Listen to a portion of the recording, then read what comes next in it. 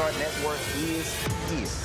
Hold no punches! I'm real revolutionary right now. Black power. Support this man, Black media. He makes sure that our stories are told.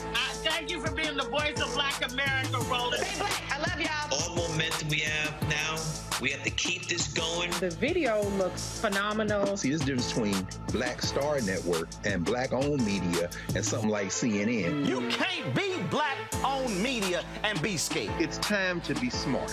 Bring your eyeballs home. You dig?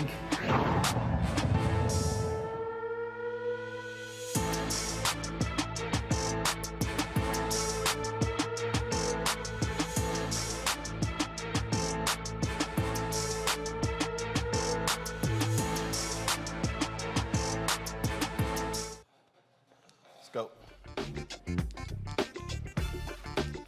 Hey folks, today is Wednesday, January 19th, 2022. Coming up on Roland Martin Unfiltered, streaming live on the Black Star Network.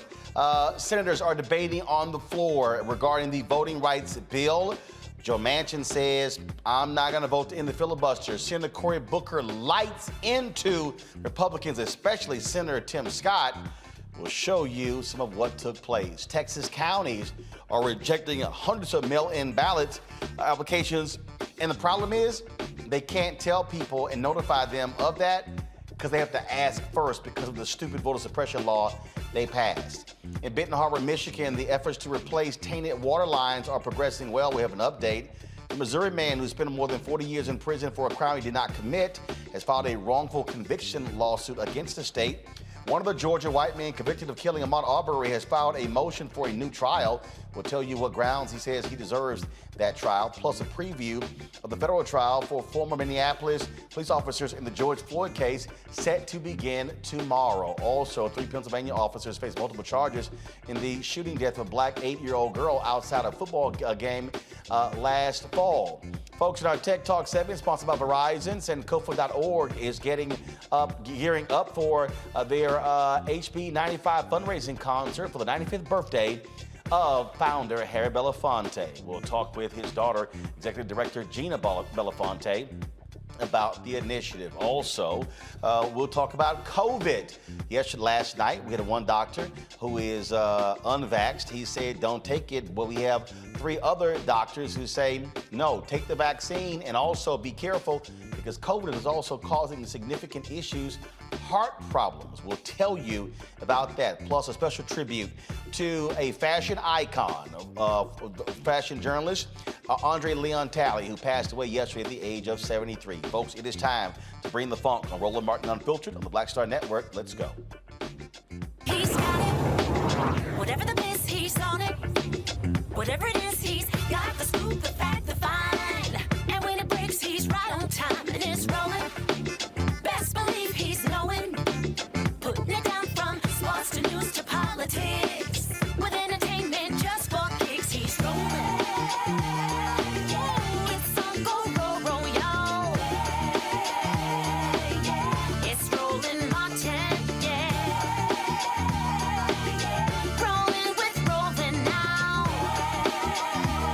He's funky, he's fresh, he's real, the best, you know he's Roland Martin now.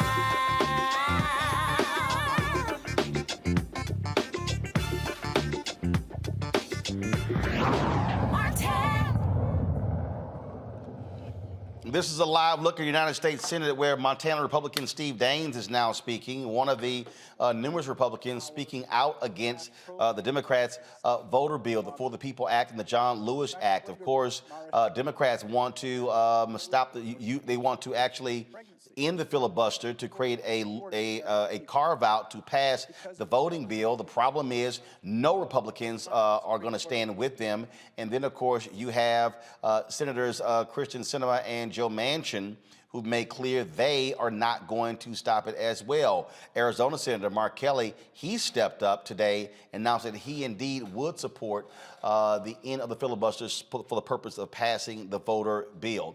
It was quite interesting listening to a variety of folks today on the floor of the United States Senate talk about this here. Democrats were blasting Republicans, saying, frankly, they're lying about voter suppression. Republicans are saying, oh, no, everything is wonderful and hunky-dory.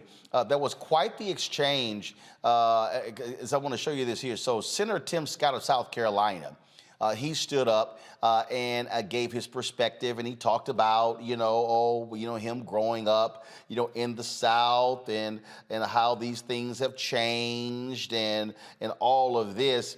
It was just simply way too much for Senator Cory Booker, and Booker just finally just had enough of it, and so it was quite interesting because it wasn't long until after Scott finished that Booker just jumped up and didn't even wait. And what you're seeing here again, you're seeing Republicans do all they can to suggest that that voter suppression bills are not being passed. Well, actually, they are, and we know that, and we see that, and so I just want to show you some of the drivel of Tim Kelly, Senator Tim Scott. So just listen, check out what he had to say. If y'all got it, go ahead and roll it, folks. If y'all have it, because I just, I told y'all how I feel about listening to Senator Tim Scott. Go ahead and roll that. As I listened to the president talk about the importance of stopping what he characterized as Jim Crow 2.0, I felt frustration and irritation rising in my soul as I keep hearing the references to Jim Crow. I asked myself how many Americans understand what Jim Crow was. I am so thankful that we are not living in those days. But just for those who don't appreciate the Jim Crow that was, it was a time when my grandfather, born in 1921, would have experienced that if he was still alive. He could tell the stories of the Jim Crow South and the Jim Crow era, an era where in order for a black person to vote, you had to pass a literacy test. Now, if you could read at that point, it would not just be a test on whether or not you could read. It would be a test on, do you know who your governor was 20 years before you were getting ready to vote?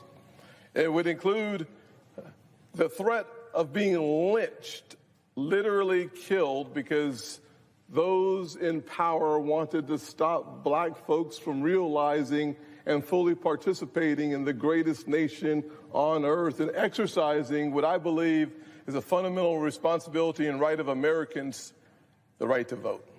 It would include beatings and the power of intimidation, the loss of your job if you dared to show up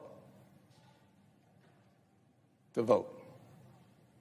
And so when I hear my president and your president, our president of these United States, just a little while ago, a week or so ago, talk about Jim Crow 2.0 and using as the poster child of this new Jim Crow South being the Georgia voting law, I rushed to read the law one more time so that I could understand what in the world is he talking about. Now, I'm here this afternoon, because I had a conversation with the South Carolina NAACP about 2 hours ago.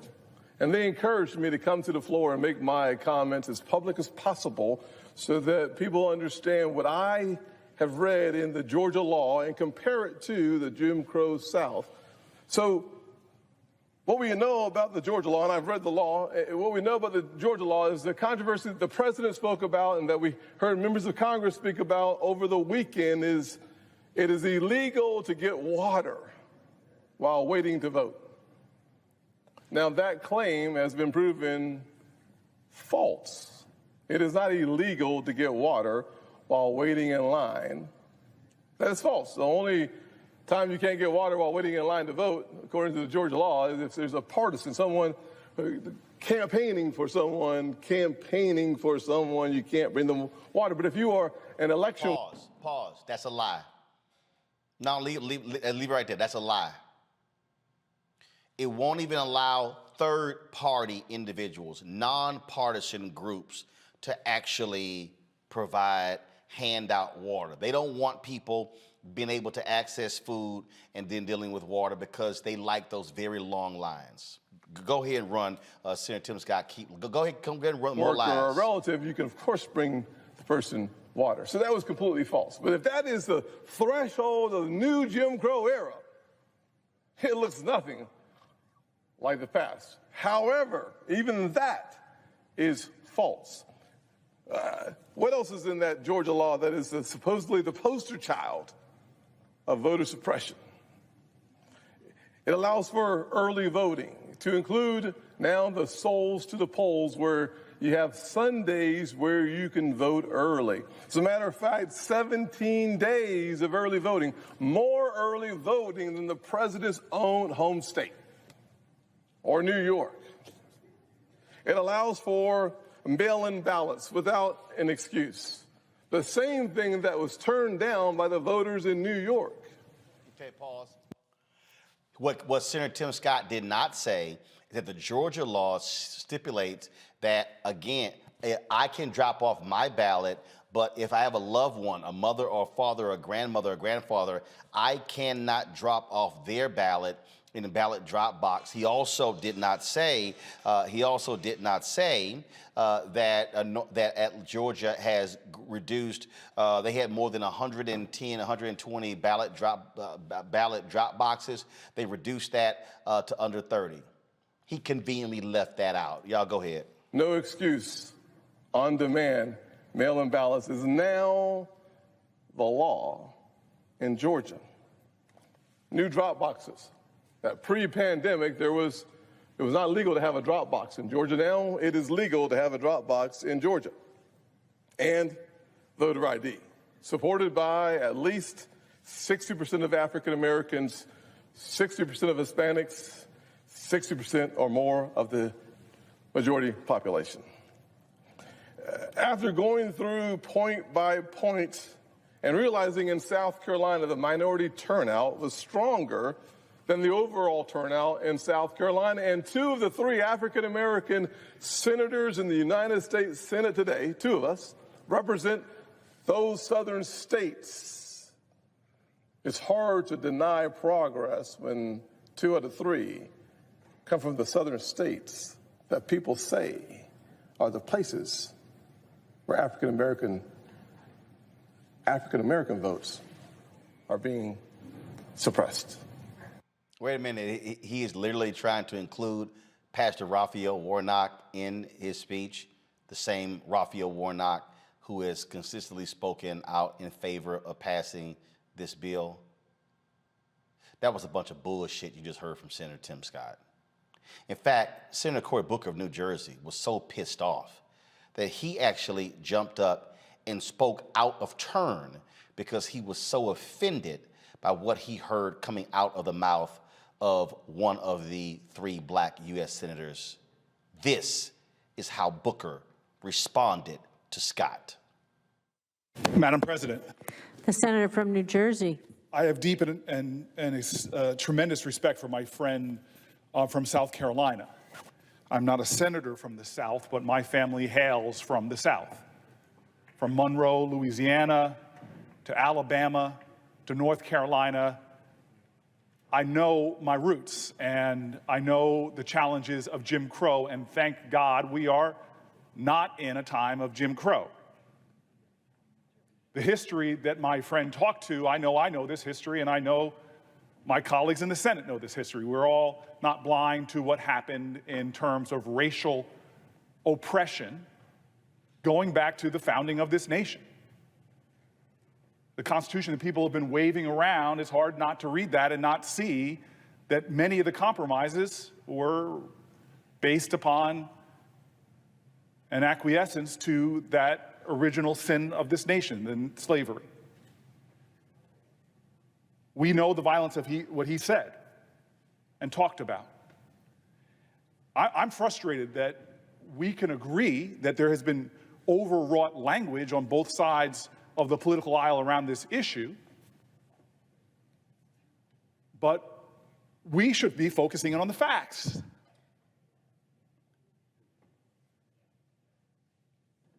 I have a hard time listening to people that want to talk about this issue and don't talk about facts.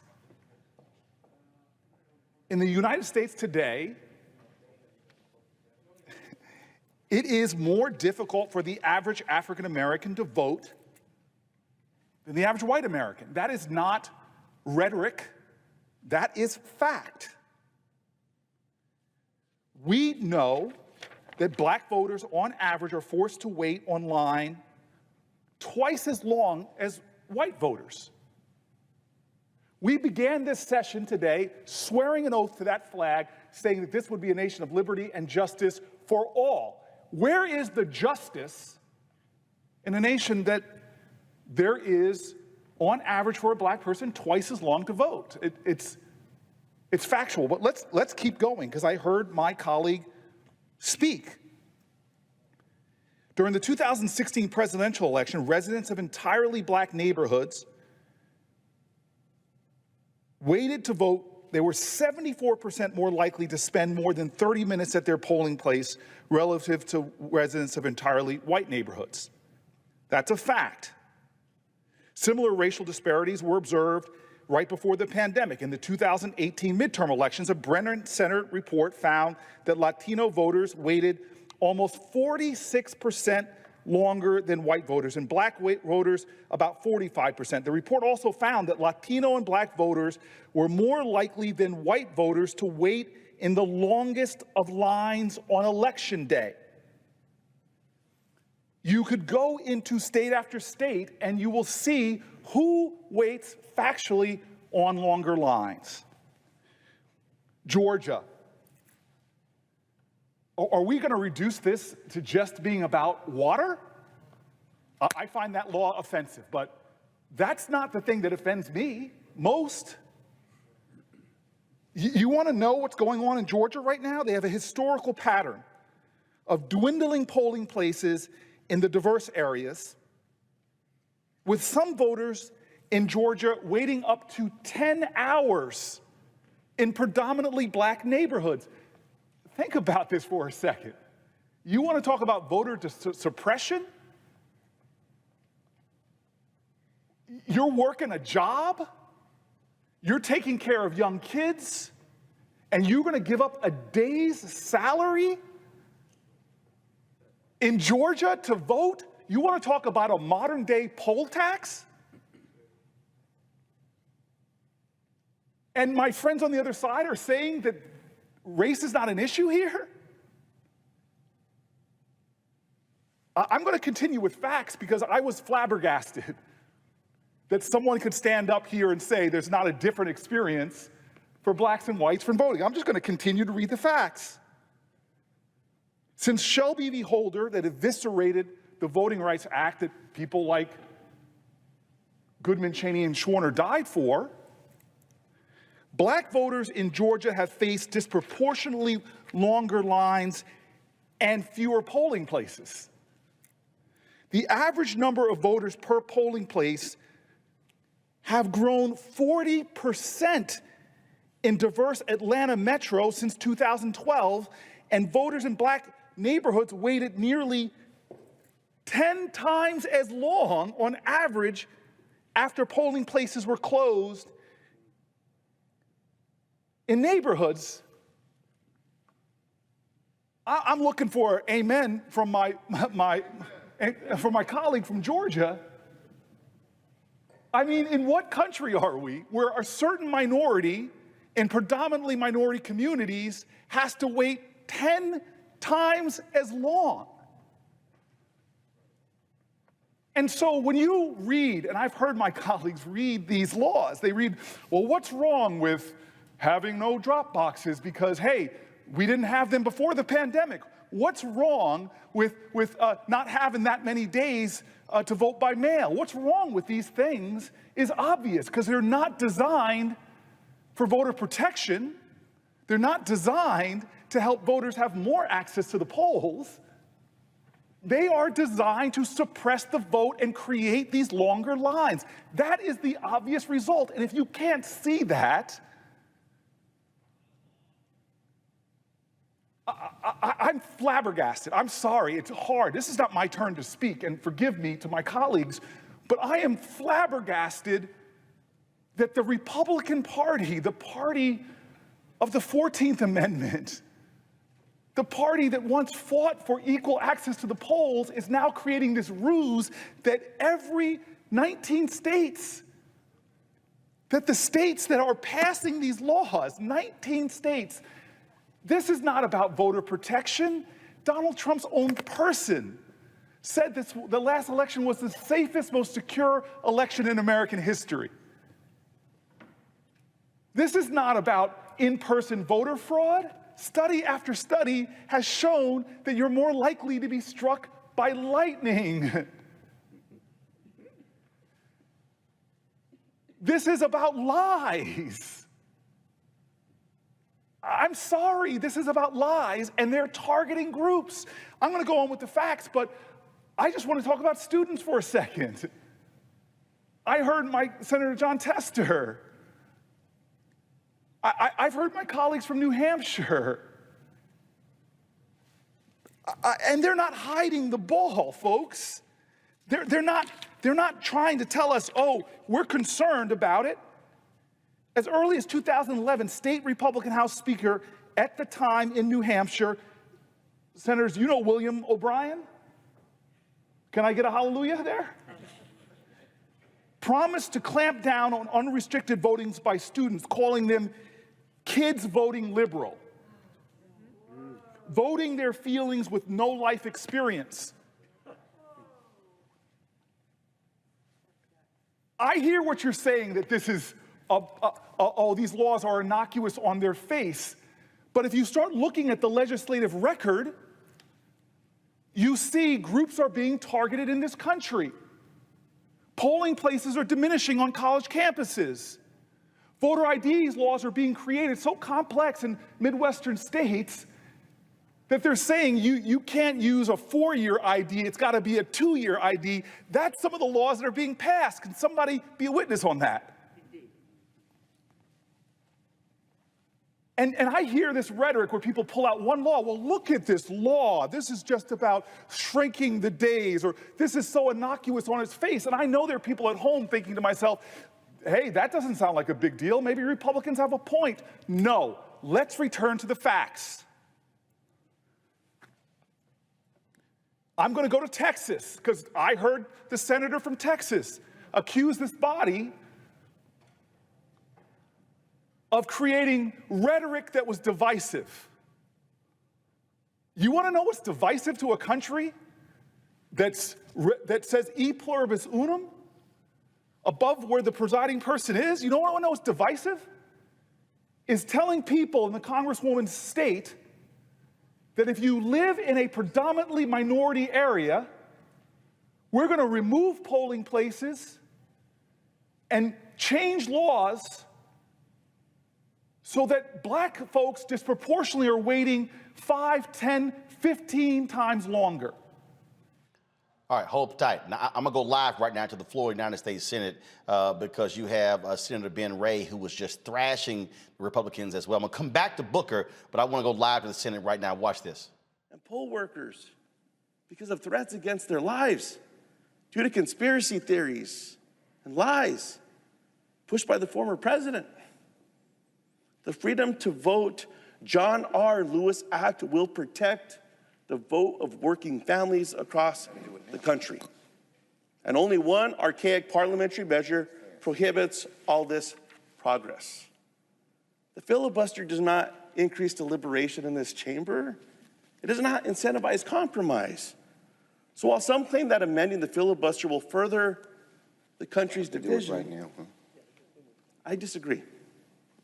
Right now, it's only aiding and abetting obstructionists and opponents of progress when it comes to voting on civil rights legislation.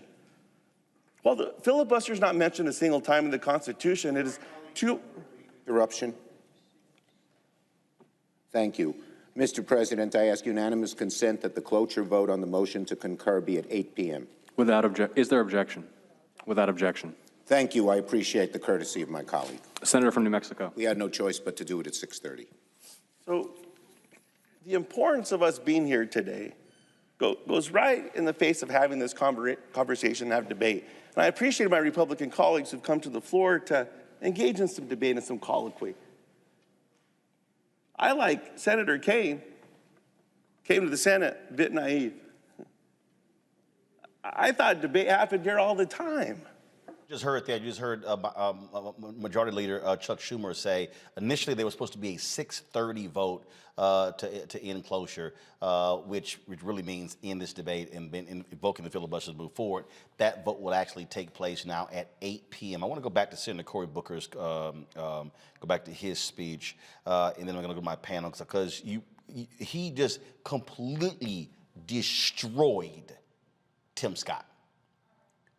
I mean, destroyed Tim Scott and Republicans and brought out all of the CVS long receipts and I appreciated him using the word lie by him saying they are lying, not misstating, not misinforming. He said Republicans are lying. Go back to Booker. Facts. The burden of long lines in polling places closures in Texas in the post-Shelby County area often falls disproportionately on Black and Latino voters. Congresswoman, of the approximately 750 sites Texas has closed since Shelby v. Holder, 542 were in the 50 counties with the fastest growing Black and Latino populations. Don't lecture me about Jim Crow.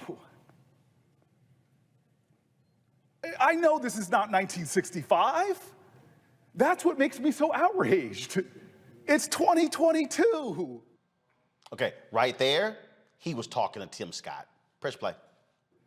And they're blatantly removing more polling places from the counties where Black and Latinos are overrepresented. I'm not making that up. That is a fact.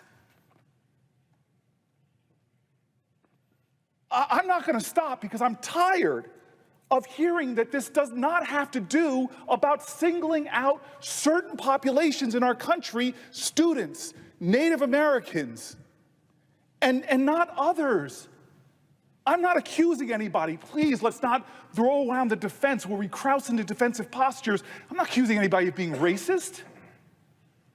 I'm just speaking to the facts in our country that I know motivate everybody here. 99 of my colleagues know it is wrong to create barriers for some populations and not others under the guise of a lie that there's a voter security problem. Let me continue. I'm sorry, Congresswoman, to keep talking about Texas.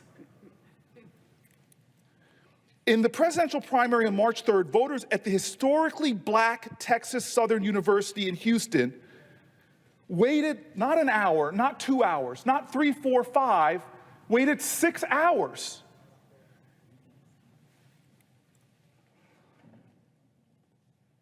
A poll of Texas voters conducted just in 2020 election underscored the disparity of non-white voters facing casting their ballots. I'm sorry, Senator Kaine, you were very good when you talked about that sign of 98% of people happy. I sat here stunned. I was wondering who they were polling, because they were not polling Black and Latino voters in Texas when they did that. Let me give you the facts. 48% of Black voters and 55% of Latino voters in Texas found it easy to vote. But that leaves a lot of folks that didn't think it was easy. White voters, actually 65% think it's easy to vote. Everybody's not happy. People who wait in 6-hour lines are not happy. I just want to give a couple more facts. Let's go to my dad's home state. North Carolina was one of the states most affected by poll closures. There were 158 fewer polling places in 40 counties with large Black communities. And African-American voter participation dropped 16%. Why? Well, my friend Bennett said this. We still live in a country where the economic disparities between blacks and whites is what it was in the 1960s. And so if you're a black struggling family and your option to vote means standing in line for 10 hours compared to predominantly white counties where the wait is longer, you don't go vote. And that's not just black folks. The stories about disabled voters, with about 1 in 7 or 1 in 8 pointing out that it's hard for them to vote because of physical impediments, that's discriminatory against them. It doesn't mean people here are anti-disabled. We're not throwing those labels around. I'm just talking about the facts. And so I just want my colleagues to know that I can pull story after story of these states, the 19 that are passing these laws. If you pull them out and want to read them absent context, you're going to try to obscure the larger picture that's going on in our nation, is that we are seeing entirely Republican legislatures passing laws that are disproportionately impacting certain groups by the facts. And so I want to close with this, because I love what, on the march across the Edmund Pettit Bridge, they were stopped, beaten back. They tried to go again with King, again blocked by Alabama state troopers, but they finally got to their destination to protest voting rights. And I love what King said there. He talked about those people whose hearts were discouraged because they hadn't passed voting rights. And I know there's going to be a lot of people at the end of this day that are going to feel that kind of discouragement. But Reverend Warnock, King gave one of his best speeches that day, where he asked people, how long are we going to have to wait? Not long. Because the truth, I'm thinking about the lies we're hearing now, the big lies, the lies of in-person voting, where the truth crushed to the earth will rise again. Don't lie and say there's not a disparate voting reality for blacks and whites in this country right now. The facts speak differently. Don't lie and say that these laws are not being done in a way to make it harder for students to vote. Don't lie and say that we are a nation that should be doing more to ease access as opposed to putting up more barriers, because to go on more barriers is anti-democratic.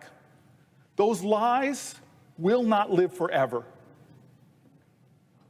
I do believe still that the arc of the moral universe is long and it bends till justice. I still believe that the best of our democracy will come out if people do not give up and are not discouraged. I ask my colleagues right now to continue on the floor today, to continue to tell the truth of what's happening in your states, to continue telling the truth of what's happening in our nation. Because we will win this fight. I don't know how long it will take, but that will be determined by how dedicated we are to the principles of this democracy. We must live in a nation where everyone is equal, not in rhetoric or in slogan or in salutes, but everyone is equal in the experience they have through participating in democracy. The vote is the bedrock of our nation, is the foundation of the country, and it does have cracks that need our repair. Whether we get down on our knees in prayer or we stand tall, let's continue the work of this democracy so that freedom and justice does roll down like water and righteousness like a mighty stream. Forgive my colleagues for speaking well beyond my time, and I apologize if I demonstrated too much emotion. Now, if you want to see hashtag T and whip that ass also showing up, this was a news conference that Democrats held. A reporter threw out this question. Senator Amy Klobuchar wasn't having any of it. And you ought to see wait till the end, the shade of the look Schumer threw at the reporter. Those are among some of the provisions that are in this bill.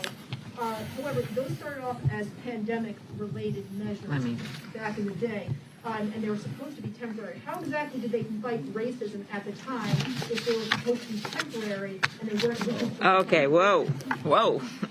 First of all, mail-in balloting has been the way of voting in the state of Utah. It hasn't been temporary, and that is one red state. Do you want me to, are you talking or am I? I'm talking. And mail-in balloting has been the way of life in many, many states, red, blue, and purple. And one of the things we've learned from the pandemic is that it's actually incredibly helpful in a pandemic, but it's also made it easier for people to vote. So what has gone on in some states is they've rolled back the very things that will make it easier to vote, leading to more and more, as I pointed out, confusion. The other thing it's important to know, and the reason I use the example of Montana and same-day registration, is they are also rolling back things that have long been the law in states. They basically, to quote a North Carolina court regarding a law a few years ago, are discriminating with surgical precision by looking at each state and figuring out how did more people vote this way? Well, let's change that. 70,000 people registered to vote in the state of Georgia during the runoff period. So let's do two things. Let's reduce the runoff period, which they have done, Senator Warnock, and then let's not allow same-day registration, not same-day, registration during that period. That's exactly what they've done. So I can give you numerous examples of both ways. They've rolled back things that they changed during the pandemic, like witnesses for mail-in ballots in South Carolina. Then they took that away, and things that were put in place even before the pandemic. But no matter which way they did it, it all adds up to one thing, and that is voter suppression and limiting people's freedom to vote. And voter suppression aimed not at the general population, but at particular populations, particularly people of color, urban people, etc. Oregon, just state students, young people. Oregon has had mail-in voting for 30 years, long before the pandemic, ma'am. It also has the highest or second highest after Minnesota percentage of people participating. Isn't it good to have a high percentage of people participating? Second highest. Manu, you get the last question. Senator Manchin suggested to us that Democrats don't have a That stare down was pretty good. Eugene Craig is CEO of X Factor Media, Inc. Robert Patillo, Executive Director, Rainbow Push Coalition, Peachtree Street Project. Monique Presley, Legal Analyst, Crisis Manager. Glad to have all three of you here. Bottom line is, Senator Cory Booker nailed it, Monique, when he said lies. Y'all are lying. And then just went down in detail, lie after lie after lie. And frankly, I just think Senator Booker sat there and was like, you know what? I'm just tired of hearing this bullshit from Senator Tim Scott. So somebody black had to follow Senator Tim Scott to put him in check. Yes. And I originally thought, as I was watching, that he was scheduled to be the next person, and then figured out, no, as time went on, that he just couldn't take anymore and had to set the record straight. And that is exactly what he did. I don't know what I can say about Senator Scott's remarks that I don't know what I can say about Senator Scott's remarks, except that I am thankful that Senator Booker followed it up with facts, with truth, with challenge to all of the misrepresentations, lies, generalities, excuses that were offered starting yesterday around 1 o'clock in the afternoon through tonight and still ongoing. And we needed, for no other reason, whether they get passage tonight or not, we needed to see the stark contrast between the detailed, systematic approach, once again, of the Democrats in offering reasons, evidence for the needed legislation, and the response of the Republicans, which is smoke screens, mirrors, and gaslighting. You know, Robert, to sit there and look at the sky, I went and read the Georgia bill, and it says this, it doesn't say that. I mean, I don't know who they were fooling. In fact, I saw something earlier. It was so funny because all these Republicans kept reading, well, the Constitution states that the states have jurisdiction over the elections, and someone tweeted, they didn't read the second half where it says, and Congress can actually change the rules. Look, Roland, I find the Republican defense on this to be kind of comical, quite frankly, because they're arguing about it. Republicans are arguing about a bill that doesn't exist. They are fighting against something which fundamentally is not of. They're fighting about things that fundamentally are not in the bills. The argument that Tim Scott was making about voter ID and voter suppression, that was the last round of voter suppression Republicans did 10 or 15 years ago. You know, the Georgia voter suppression bill from 2005 that got overturned as being a poll tax in 2006, and they had to reform that thereafter. That's what led to the last decade and a half a Republican rule in the state. What they don't like to address, however, is the fact that what this new legislation is doing, what it is doing, stripping local boards of elections from the power to oversee their own elections. So you can take an area, let's say Fulton County in Georgia, where Atlanta is located, or DeKalb County, something like that, the counties that won the presidential election for Joe Biden. Well, now the Republican legislature can come in, take over those boards of election, and then they will be the ones administering those elections. That doesn't sound like voter suppression to anybody. The fact that now they can go into the Secretary of State and take away his power to oversee elections. So if they can't get it done on the county level, now they can get it done on the state level, so the Republican legislature can put their own person in charge to oversee the statewide elections, to make sure that they can suppress and get rid of and only count the votes of the people that they want to count. President Trump made it very clear. He could not have spelled it out any better. I need you to find me 11,280 votes, whatever it was, and this was their way of doing exactly that. You look at the Texas voter suppression bill, saying that any random person can call and challenge your electoral status, that a judge can throw out the election basically and force them to rerun it. These are anti-democratic. These are the things that you see in banana republics around the world. This is how Saddam Hussein ran elections, because it's not, Donald Trump telegraphed it in 2020. It's not about who votes anymore for Republicans. It's about picking your own voters, picking what votes count, picking the people who get to count the votes. So the entire Republican argument about mail-in ballots and dead people voting and some of this other malarkey is just not bore out by the facts. They are fighting against something that doesn't exist because, simply put, they can't come out and say, we are in support of making sure as few people vote as possible, because when fewer people vote, that's how we win. Eugene, you've been a long-time Republican as you sit here and listen to them just going on and on and on and on and on.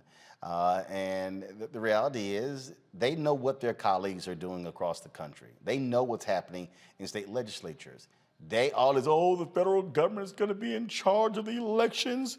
This is an abomination. No, you simply don't want to see the end of partisan gerrymandering. You don't want the fact that, and remember, when they say taking over these elections, the Constitution clearly states Congress has the authority. Yeah, look, the thing is this. I agree with you, they're full of shit. Now I gotta start with that. What this has come down to is that if you have fair rules of the game, right?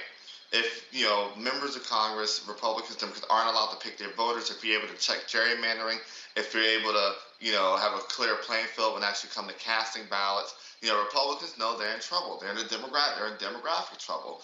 They spent so much time not treating people as people, not treating voters as people, and essentially trying to pick their voters and just pandering to the far right, white racists, among others, that, at that point they know that, hey, if you get actual real election reform, election protections, that it's trouble. With what you saw in 2020 with Georgia and Arizona, you'll see in Texas, you'll see in Florida, you'll see in a couple other places. And so, this is literally the last stand, it's the last stand. I mean, this is what probably, Team Biden should have led with rather than infrastructure. This is the real last stand. Well, and of course, and then you have people like Kansas Senator Jerry Moran, who stands up and, oh my goodness, this is just not right. Yeah, this is the same Jerry Moran who's one of 16 folks when he was in Congress, go to my computer please, who voted for the extension of the Voting Rights Act in 2006. It's amazing, 12 years later, he isn't. I'm just trying to understand why. Oh, what changed? The election of that black dude in 2008. I think that's actually what changed it. No, go back to it, please, because you need to see the names. McConnell, Grassley, Shelby, Crapo, Collins, Burr, Graham, Blunt, Capito, Thune, Cornyn, Boozman, Wicker, Blackburn, Moran, Inhofe. Oh yeah, that same fool from Tennessee, Marsha Blackburn, yeah, that's her. Yep, that same traitor, that idiot, that Trump suck-up, Lindsey Graham, yep, he's on the list too. And Susan Collins, who just, I don't know what the hell, who they want to question the cognitive ability of Biden. How about question her cognitive ability? All right, okay, yep, she's there. Oh, and Richard Shelby from Alabama, that's the same guy who's Republican, but actually remember he won the United States Senate as a Democrat because Reverend Jesse Jackson put all those black folks on the rolls in 84 and 88. Yeah, same guy. And yeah, McConnell as well. They all voted to extend the voting rights Act, to reauthorize it in 2006. Oh, but so much has changed. I wonder what. All right, folks, got to go to a break. We come back, we're going to talk COVID in terms of what's happening. We have three doctors who are on, who will talk about different areas, but one of them, the impact folks are having heart issues as a result of COVID. We talked about this 2 years ago, and Dr. Ebony Hilton, Dr. Tyson Bell was saying that. A cardiologist says this is a fundamental problem that we're seeing, and it should be of concern. You're watching Roland Martin Unfiltered right here on the Black Star Network.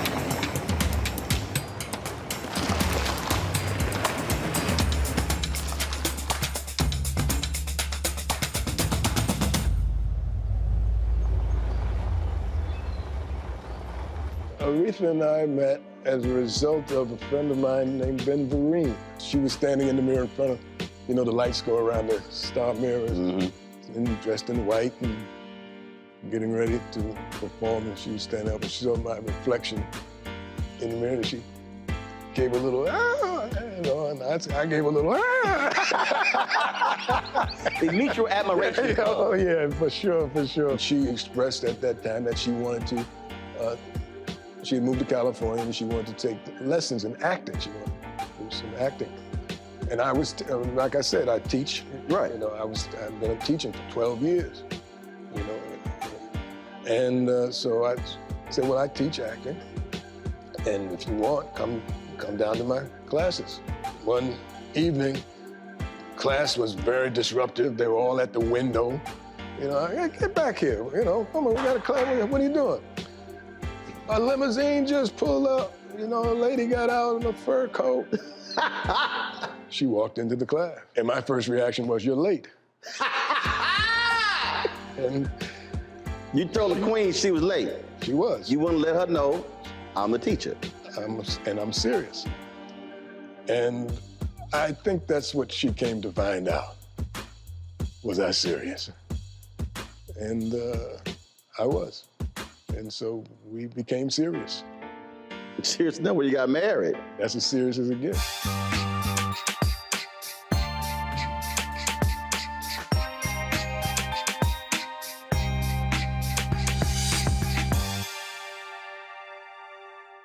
I'm Chrisette Michelle. Hi, I'm Chaley Rose, and you're watching Roland Martin Unfiltered.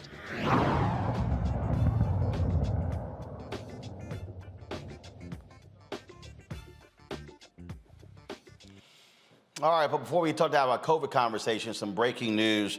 The Supreme Court has turned down Donald Trump's request, has turned it down, Donald Trump's request to block the release of January 6 files. Robert, your thoughts on that? Trump did not want his January 6 files to be given over to the January 6 Select Committee. He was hoping this conservative Supreme Court would stand with him. Nope. Well, it's interesting because the 6-3 majority on the Republican Supreme Court really has been a mixed bag. Roberts has been a swing vote on that court. And I think Donald Trump was really hoping that he had some arch staunch conservatives and pro-Trumpers in there that would really be puppets to him. I think that it's going to be very important to get this information out to the public. That's why they've been fighting so hard for the last year to prevent it from going forward. We've seen people like Roger Stone and Steve Bannon be willing to go to prison to prevent their information from coming out. So hopefully we'll get this information out to the public and we will know exactly what the role was of the administration, what the role was of many members of Congress, the United States Senate, Capitol Police, other law enforcement, National Guard, and allowing this to take place, because we have to cut that rot out of our government. Otherwise, we can have no faith in the integrity of the things that happen within the walls of Congress. So who's it going to try to sue now, Monique, to keep these files from going to Congress? He's at the end of the road on that. He's at the end of the road, and the files don't belong. The files belong to the office. The files do not belong to the person, and that's what they were establishing. So they did comment just a little bit that I've read that what the Court of Appeals said about the president not having the right to invoke the privilege under certain circumstances, they said is not true, but the privilege does not survive you. So it doesn't survive your personal position once you are out of the office. Well, in fact, they even said, Eugene, because the Court of Appeals concluded that President Trump's claims would have failed even if he were the incumbent, his status as a former president necessarily made no difference to the court's decision. Okay, sorry, I don't have Eugene there. Monique, respond to that. Right, and that's what they're saying. They're saying two different things. And what I see, obviously the one dissenter was Thomas. There's a separate statement by Kavanaugh that he disagreed with their comments on certain portions of it. But the bottom line is that the type of privilege that he was trying to invoke was not proper. They're saying in certain instances it wouldn't have been proper for him to do so, even if he was able to keep the office, and they're saying it certainly is not the case once he is out of the office. So once Biden kept his hands off of it, that's the end of the road on this. So I think we should see some things very soon between this and Letitia James and all of the other things that are happening. Prayerfully, something will give. Absolutely, and hopefully he'll have his ass indicted. All right, folks, let's talk about COVID. Last night, we had a doctor on, Dr. Lane Roland, discussing COVID vaccine, talking about also a variety of issues regarding COVID, where we stand, Omicron, things along those lines. Now, folks, hospitals and medical facilities are still struggling to handle the influx of patients battling COVID. Why are we zooming out? Guys, please, don't do that while I'm talking, all right? Today, there are over 68 million reported cases and more than 877,000 deaths. Despite vaccines being free, effective, and authorized by the FDA and CDC, only 63% of the eligible population is fully vaccinated. All right, I told you we were going to have a conversation tonight discussing this with, again, folks who are experts. I keep telling y'all, we focus on experts, not people who read medical journals, but people who actually live it, practice it. Dr. Christy McDowell is a microbiologist and CEO, founder of Baby Scientist, Inc., vascular cardiologist, Dr. Bernard Ashby from Miami, and an infectious disease specialist, Dr. Alexia Gaffney. So we're going to ask each one of you, and I'll start with you, Dr. McDowell. Last night, of course, we had Dr. Roland on, and he made several claims. A lot of our people who were in our chat room, they were saying, okay, now I'm confused. He said that he is not vaccinated, that the vaccines simply don't work. He argued that people can take precautions without getting vaccinated. You saw the comments from last night, your assessment. I did, Roland. And, I respect the brother and his thoughts and his background, but I respectfully disagree. I agree. I believe that the vaccines work. I believe, although we have some numbers that have increased recently with hospitals and infections, they are not at the level in which they were back in 2019 and early 2020. We don't see refrigerated trucks outside of hospitals with dead bodies in them. So that, to some effect, lets us know that the vaccines do work. The one thing that I did agree with him was that masks work. He wanted to emphasize masks that, prevent viral transmission. I don't think many of us have access to those. You have to be in a very specialized laboratory or medical facility to have access to those. We have access to KN95s, N95 masks, or just regular cloth masks. And the one thing that he did say was masks work as a barrier to prevent. And so if we cannot afford, a Mercedes mask, then a cloth mask or double masking will do. It will help prevent the transmission and infection of the disease. And so, I like I said, I respect his credentials and all, but I respectfully disagree. And I hate that, he said the things that he said, because it is, people out here who aren't scientists and who aren't in the medical field, who don't understand these things, on a regular basis, and everything that's coming out, and it gets so confusing. And so to have someone, say these things to the Black community is very frustrating, because, our numbers are some of the highest, who are dying from this virus, and my heart goes out to everyone, and I just want everyone to be safe and to be careful and to continue to wear their mask.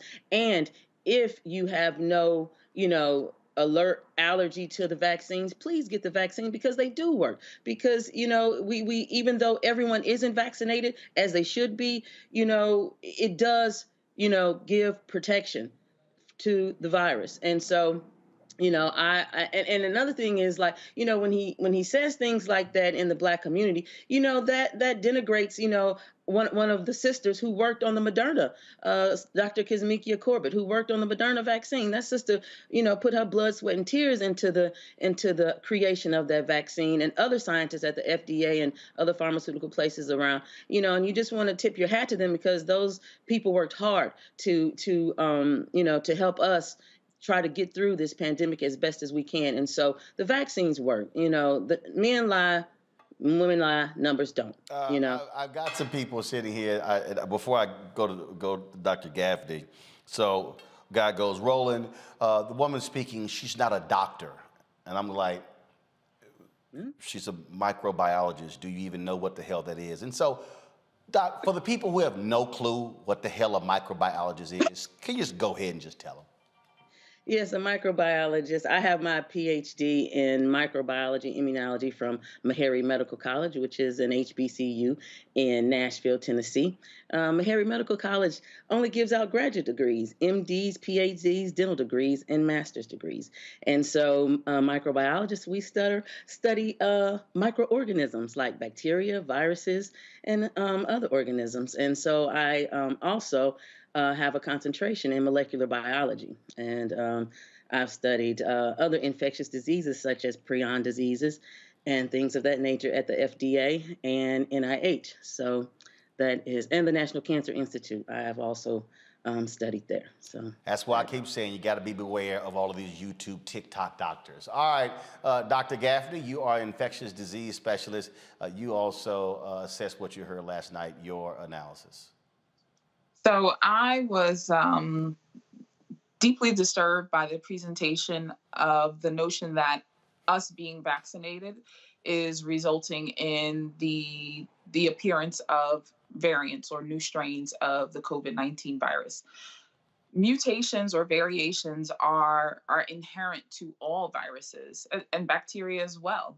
Microorganisms can mutate. They're not sophisticated like we are as humans with our multiple spell checks to make sure we make normal cells every time or most of the time. So the idea that new variants are coming up because people are being vaccinated is absolutely false. We saw variants before vaccines were widely available, and I can give you the dates of them. So the beta strain was, or beta variant was found in South Africa in May of 2020, long before we had a vaccine. The alpha strain was in September 2020 in the UK, long before we had a vaccine. Gamma was out of Brazil, and we saw the havoc that it wreaked on the Brazilian population in November of 2020. And big bad Delta. We cannot forget what Delta did to India and what it did to the rest of the world once it spread. And Delta began to spread in October 2020, long before we had a vaccine. So vaccines do not result in the appearance of new strains or new variants. That is inherent to viruses. So that is something that has to be, that's a thought or a notion that has to be absolutely disrupted. And then when we look at what's happening with the vaccinated versus the unvaccinated, and I even hate to state it that way because we have this divide in the country of vaccinated versus unvaccinated people, and it does not need to be that way. But when you look at who is being hospitalized right now, who is dying in the midst of this Omicron surge, it is by and large unvaccinated people. And even for those who do survive an infection due to COVID-19, individuals who are vaccinated are less likely to have severe symptoms, less likely to experience long COVID or long haulers, which can affect pretty much every system of the body and really is dramatically impacting people's quality of life and hits about 1 in 10 people. So we really have to be careful and mindful about where we're getting our information, what is the motive of the people who are spreading this information, and how the information is being presented. And then for those of us who are on the receiving end of the information, who aren't PhDs, but yet question the credentials of a PhD, you have to understand what you know and what you don't know. And you have to understand, what the people who are even sharing misinformation and disinformation and, who are spreading, anti-vax information, you have to be really mindful of what do those people know and what don't they know. So we have to make sure we're seeking information from credible sources. We have to understand what the consequences of our action and inaction is, especially for Black people, right?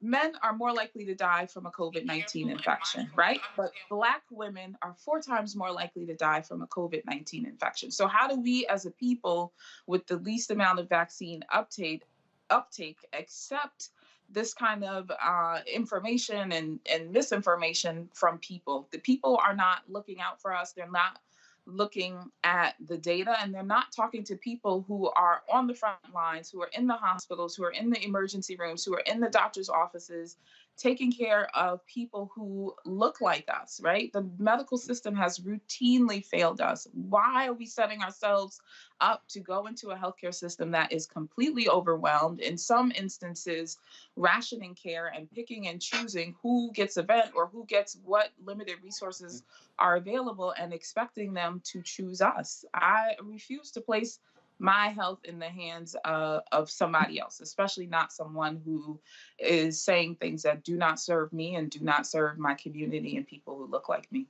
Dr. Ashby, I want to now go to you. I saw a series of tweets that you sent out over the last couple of days that certainly caught my attention. When we were discussing COVID back in 2020, and we saw different stories talking about the impact on the heart. Dr. Ebony Hilton, Dr. Tyson Bell, other people were on then saying, hey, it's something that we have to watch out for. Again, as somebody who got COVID last month, I remember it was like, that was of concern. And so you were talking about, again, the impact of this on folks, increase in strokes, increase in heart attacks, and also just your assessment of what you heard last night. Well, let me tell you what Dr. Ashby said. I'm just kidding. I'm referencing Buddy last night, talking about himself in the third person. That was interesting. Yeah. Yeah, what was that about? But anyways, so basically what I was trying to get across with those series of tweets was trying to reframe the discourse or the discussion around Omicron. And what I found was that there was this narrative out there of incidental Omicron, meaning that people are in the hospital and they just happen to test positive for Omicron. And what I found was that was inherently insufficient and just frankly deficient, for lack of a better word.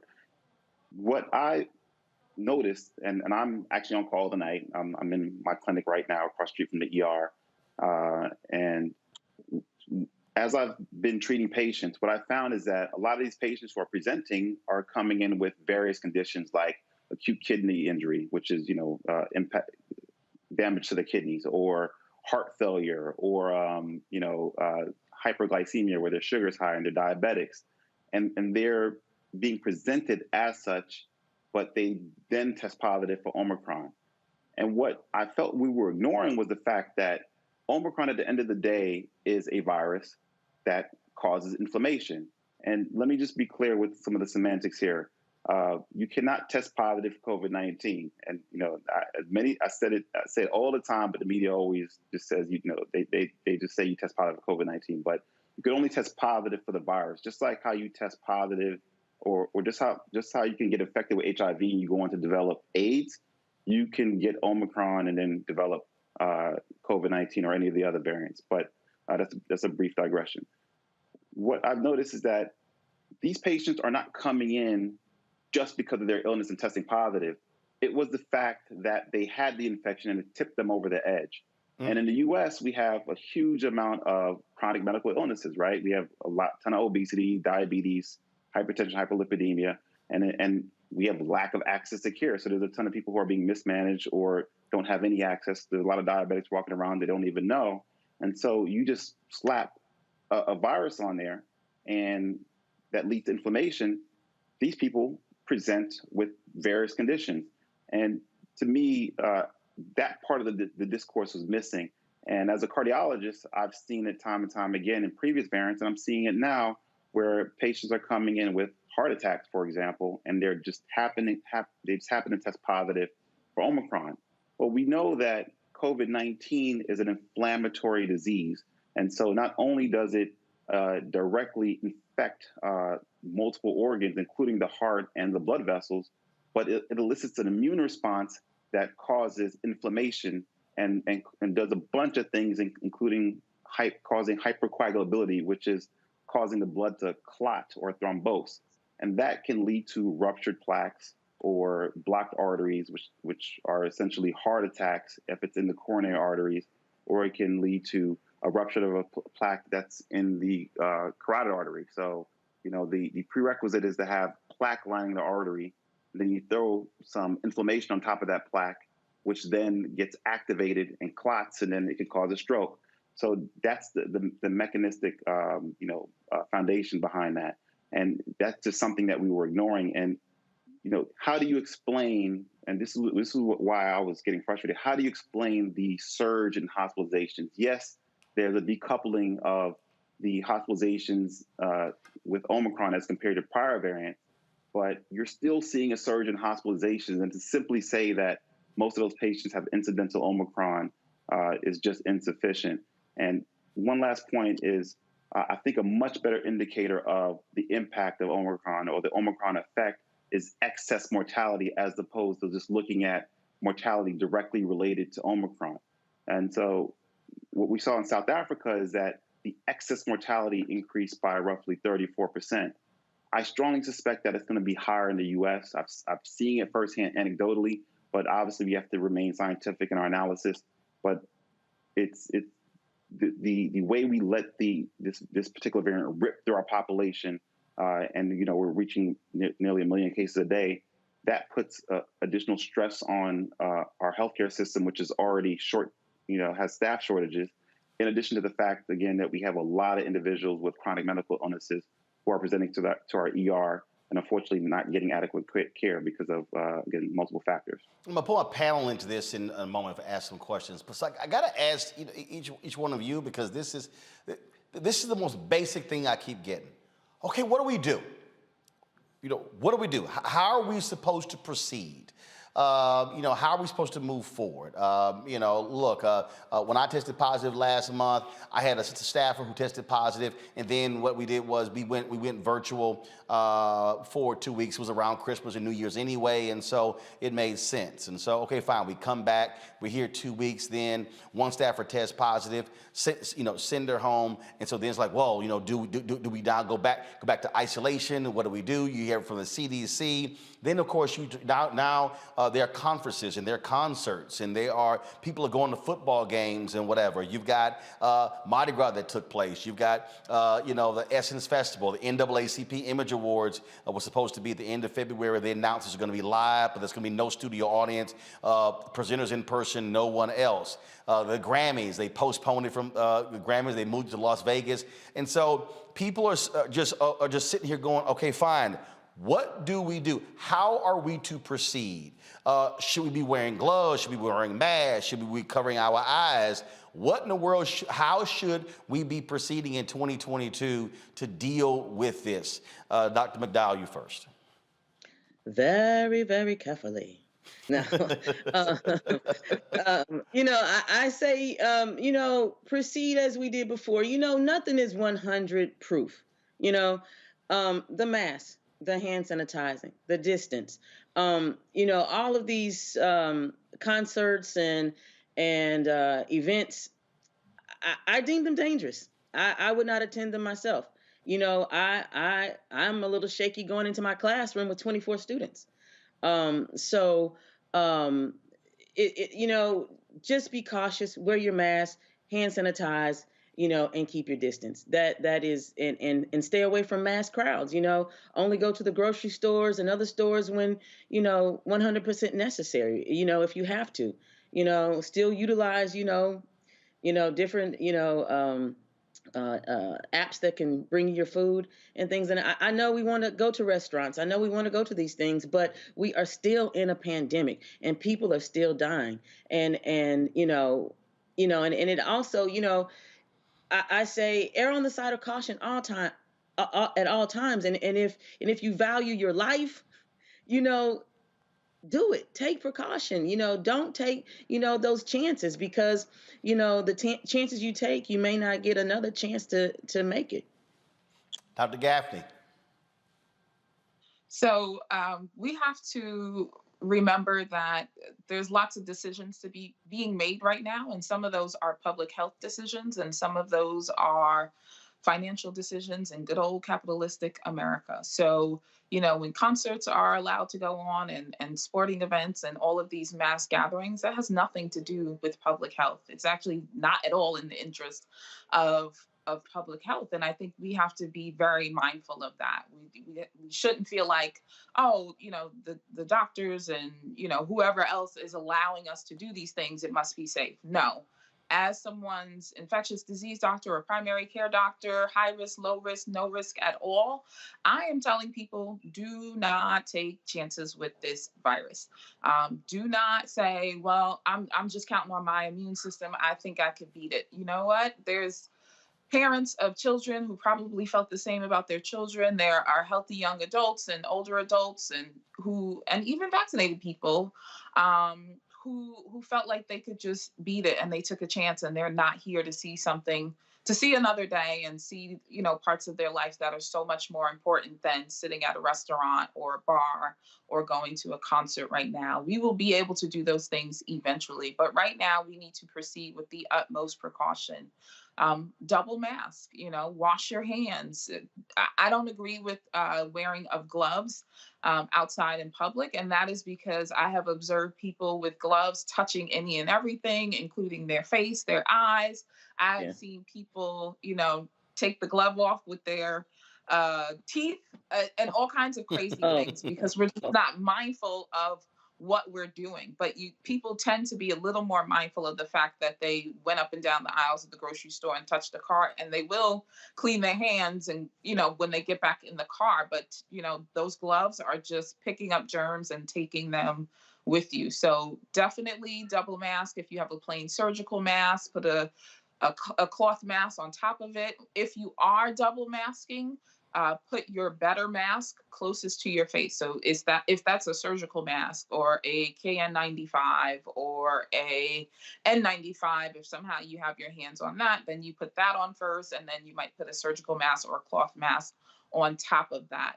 Does the general public need to cover their eyes? There's probably no harm in it, but the reason I wear a face shield in my office, or the reason Dr. Ashby would have a face shield on or be covering his eyes in the emergency room is very different than being out in the grocery store. We certainly don't want to get the false idea that if How about an airplane? How about an airplane? On an airplane, I would on an airplane. There's nothing that is important to eat or drink on an airplane that would make me take my mask off. I had to fly to California recently, and I was double masked. I didn't drink a thing. In fact, I closed my eyes, put a hood over my head, and went to sleep. I didn't look at anybody. I didn't talk to anybody. I didn't open the vent. I just sat there and sweated. Well, Doc, I'm taking chances. Well, I'm gonna have to figure something out, Doc, because I'm supposed to be going to Liberia. That's a 25-hour flight. So I'm gonna eat something. So I'm gonna have to figure. Maybe I'm gonna get me like a portable, hood or something. I don't know. You're gonna have to send me some suggestions, because I don't think I'm gonna sit here and go 25 hours and not eat or drink. So no, on a 25-hour flight, you better hydrate so you don't get a blood clot. But you'll be tested before you get on that flight, unlike domestic flights where we just coming and going as we please. Oh yeah, no. First of all, I got a massager. I'll be walking. I'll be drinking as well. But we gonna eat something. So you just let me know how we work that whole thing out. Dr. Ashby, on that point, as Dr. Gaffney was talking about when we're in the stores and stuff like that. Again, I think what people are also looking at is like, okay, so what do I do? So if I'm going into a store and I'm touching packages or whatever, I mean, do I sit here and am I constantly cleansing? Am I constantly putting on gel or whatever? Do I do it before I walk in? And then do I do it, when I leave? Because I think that's what people are trying to figure out, exactly, what is that process? Because when we talk about even with gathering, it's like, in December, I was inducted into the National Association of Black Journalists Hall of Fame. I got folks who want to do an event for me in Houston, where I'm from. So the question is, do you do an event? If you do an event, what do you do? Are you checking temperatures? Are you doing on-site COVID testing? Well, somebody may have gotten infected but not showing any symptoms. And so folks are sort of, and I think a lot of this frustration that people have is that they're sort of like, handcuffed, if you will, from being able to do stuff, and then people let their guard down like, man, look, I'm going out, I'm going eating. So they're looking for strong direction just to be able to just get through this. Doc, ask me your thoughts. Yeah. So Roland, I actually have a different take than probably many of the professionals, including the panel here. What I've said from the beginning is that COVID-19 was a societal shifting event. Okay, like our world has changed fundamentally, and I don't think people or our policymakers have wrapped their mind around it. And even Dr. Roland, it's one of the things that he did say that was correct. He said a lot of things that were correct, but some of the things. Anyways, the virus ain't going anywhere. It's going to be here for the rest of our lives. We need to really wrap our mind around that. The coronavirus isn't going anywhere, and the question is, how are we going to structure society with the virus? There is going to be other variants for sure. Hopefully it's going to be less virulent, but we don't know, because this virus has thrown all kinds of curveballs left and right with us. But we need to understand at what point are we going to transition from being in this reactionary phase to operating as in our new reality, so to speak. And it's important to understand that there's a couple things. I mean, and I preface this by saying that I am very big on Ubuntu, right? I am, because we are, and what I do affects my neighbor, and that's very important. But it's also important to assess your own risk, okay? Meaning that if you have multiple comorbidities, if you're obese, if you have COPD, whatever, you're at a much higher risk than someone who is young and otherwise healthy. Yes, we could talk about anecdotes of, someone, getting a clot or thrombus or whatever, but we have to look at it in its totality in terms of the actual data. And those risks are very low, particularly if you're vaccinated. And you have to add on to the fact that Omicron is a very different virus than Delta and the previous variants. Its virulence is very different. It's an upper airway disease. It doesn't affect your lungs like the other variants do. So the likelihood of you developing a COVID-19 pneumonia are much less. With that said, again, it's nothing to dismiss. I mean, meaning that people can get very sick, and even if you don't have any risk factors, you can get very sick. So you have to, again, factor in your own risk. So my overall point is that, yes, you got to take mitigation measures, and yes, you should try to prevent getting this virus, but it's pretty hard to do. I mean, there's a saying now: if you're in the same room with somebody with Omicron, you likely have it. I mean, it's spreading like the measles, but again, it's much less virulent. In terms of the actual spread, yes, you can spread it via contact, but it's primarily airborne, okay, and it's primarily also aerosolized. So the vast majority of infections are being spread that way. It's the people who are getting it from fecal or oral route or touching things is much lower. So the yield in cleaning your hands and wearing gloves is very low. Whereas again, protecting your nose and your mouth is much higher. And one last point is that why are we not talking about treatment? I mean, the advances that we've made in treatments are monumental. I mean, we have the monoclonal antibodies, some of which are not as effective against the Omicron variant, but we have quite a few that are. And we also recently EUA approved 2 new oral antivirals, molnupiravir, or the Merck drug. If you can't say it, I damn sure can't say it. Yeah, I'm sure my ID colleague will be able to say it. But and we have the Pfizer drug, the Paxlovid.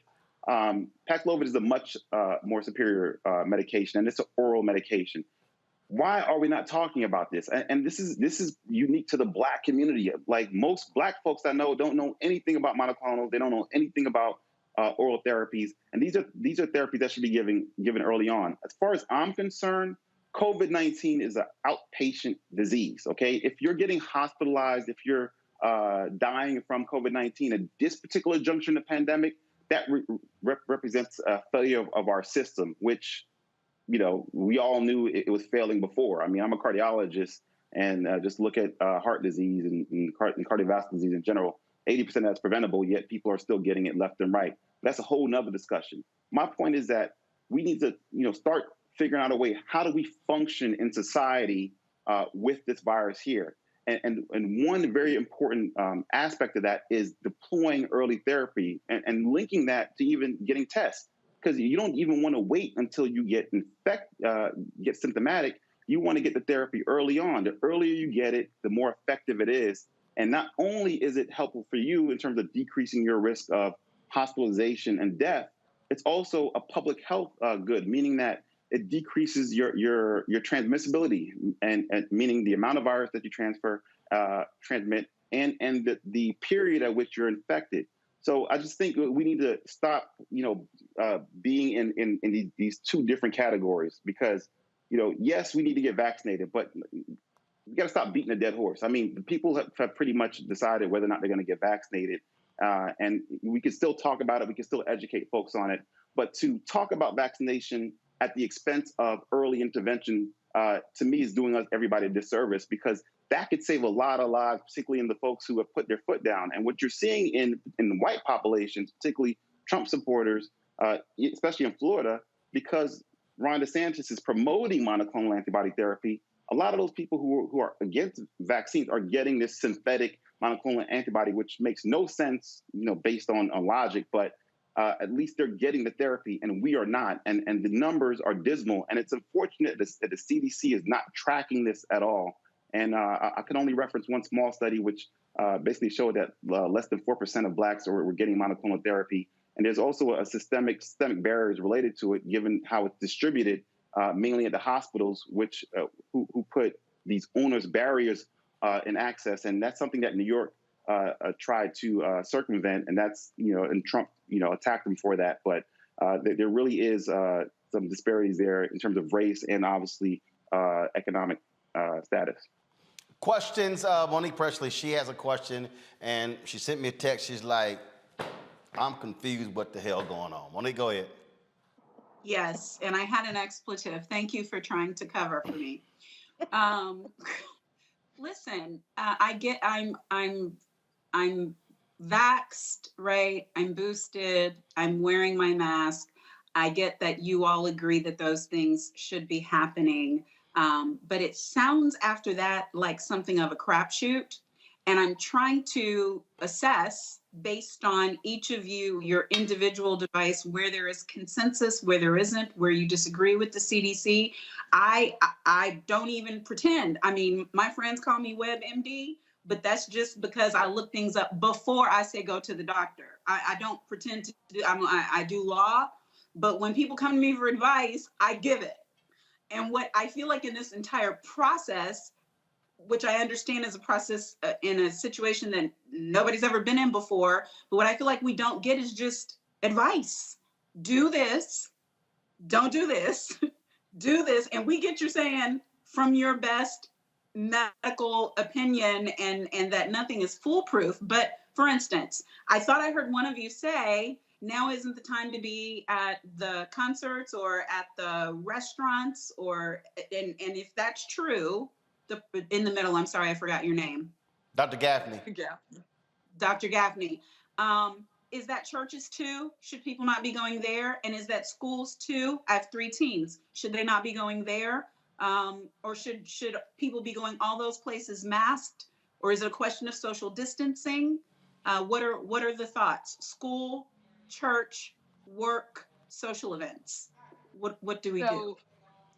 Yeah, absolutely. And it's such an important question that you're asking. And I am speaking from the standpoint of being a person who has a very low risk tolerance. And as an infectious disease doctor and someone who's on the front lines in the first wave of the pandemic when we had absolutely nothing. So I am a vaccinated person and I am boosted and I have eaten inside of a restaurant. I'm selective though about which restaurants I will eat in. And so when I make a decision to go out to eat, I think about what is the positivity rate in the community that I'm going out to eat in. Is it out here where I live in the suburbs of New York City, outside of New York City, where nobody's checking to see if people wear masks or if people are vaccinated when they come into a restaurant versus eating in the middle of Manhattan where there's a higher uptake of the vaccine and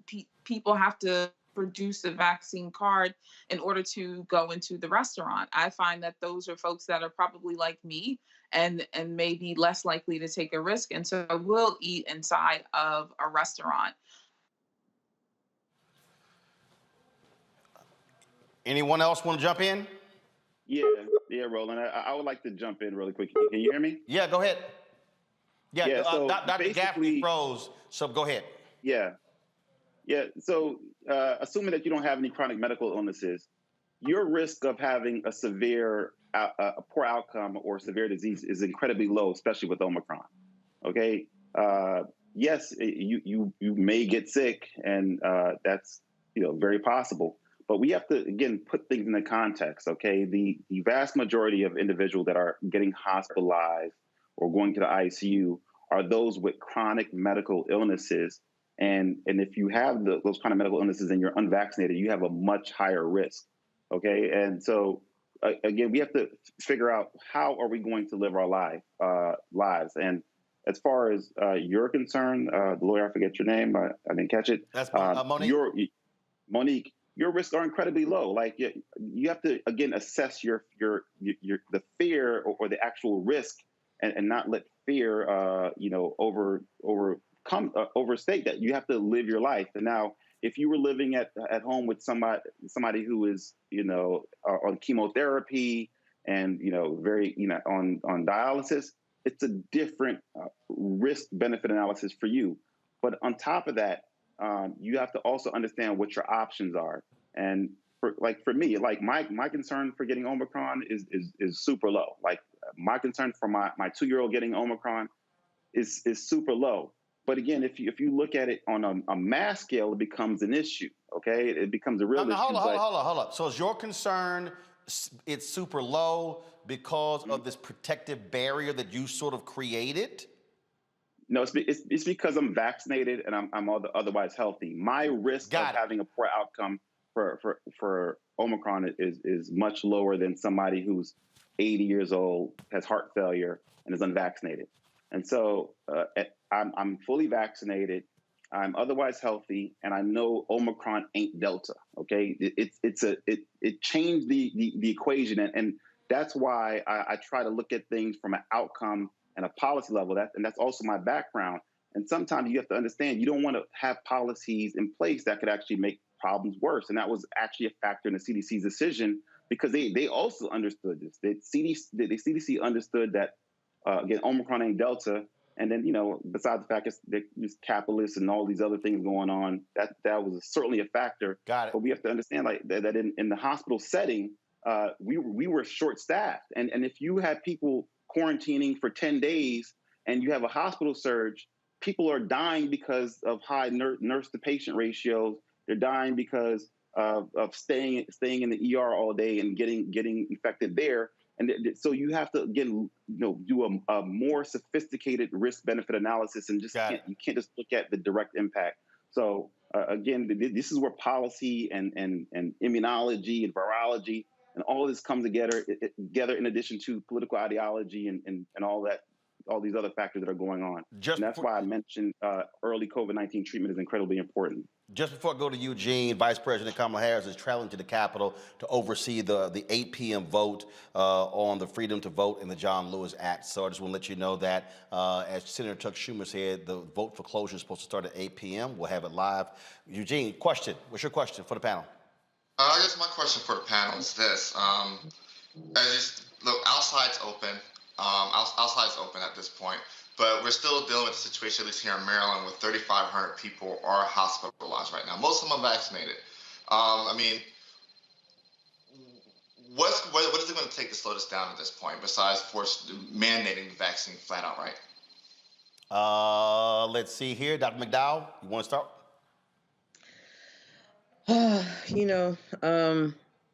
That's a tough question. That's a tough question because, the virus is its own entity, and we can only do what we can do. And if the virus, innately is going to mutate and try to avoid, vaccinations and whatever drugs that we throw at it. So, to me, that's hard to answer. It's like, the only thing that I can say is just try to continue doing what you're doing and be safe and wear your masks and social distance and just take precautions based upon, how you feel, Got it. and such, yes. Dr. Ashby, real quick. So what I mentioned a bunch of things, but early on when Omicron came about, it was very clear that the majority of the U.S. population was going to get this virus and get exposed to it at some point. That's very important. The issue with Omicron is how many people are getting it at the same time. And so you're getting this big bolus of people who are infected, and a subsegment of those people are going to get hospitalized because they have, again, chronic medical illnesses. And so you made a statement that the majority of patients in the Maryland system that are hospitalized are vaccinated. Did I hear you correct? No, they're unvaccinated. Unvaccinated. Okay. Yeah, I was. What was that about? But it is important to look at data in that appropriate way. And there's a ton of people who are saying people who are vaccinated are the ones getting sick, and that just couldn't be further from the truth. Yeah. But one of the big issues that people have with doctors who traditional medicine physicians is that we are basically parroting whatever the CDC says. And it's important to realize that natural immunity counts for something, okay? And there's a ton of studies out there that show that once infected, that you do have a protection. Now, and we could talk about that forever, but it's just very interesting that the CDC doesn't report on natural immunity. And it actually makes the vaccines look not as good as they do, because if you're comparing vaccinated to someone with no immunity, vaccines are going to look amazing. But if you're comparing the vaccinated to a mixed population of those who are infected, previously infected, and those who have no immunity, then it's not going to look as effective as it is. Okay. But it's just important that we look at all the data all together, because we want to be straight up genuine when we're discussing things, and that's one of the points that I try to get across to my patients. And that's why we have multiple segments dealing with the issue of COVID. We appreciate Dr. Ashby. We appreciate you, Dr. McDowell, and also Dr. Alexia McGaffney for joining us. Thanks a lot, folks. We come back, we'll talk with Gina Belafonte about the celebration for her father, Harry Belafonte's 95th birthday, and we'll pay tribute to fashion icon André Leon Talley. We've got a huge number of people who want to pay tribute to André Leon Talley. And after today's show, folks, my Rolling with Roland, sit down with actor Glenn Turman. Man, he's been in the business more than 50 years, and he is still holding it down. You're watching Roland Martin Unfiltered right here on the Black Star Network.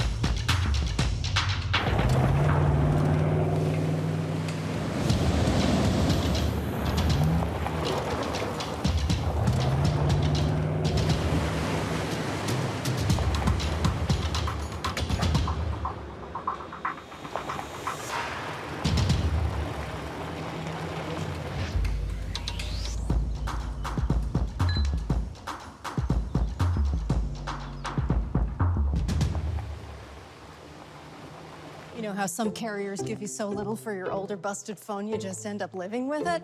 I don't think so. Verizon lets you trade in your broken phone for a shiny new one. You break it, we upgrade it. You dunk it, doggy bone it, slam it, wham it, strawberry jam it, we upgrade it. Get a 5G phone on us with select plans. Every customer, current, new, or business. Because everyone deserves better. And with plans starting at just $35, better costs less than you think.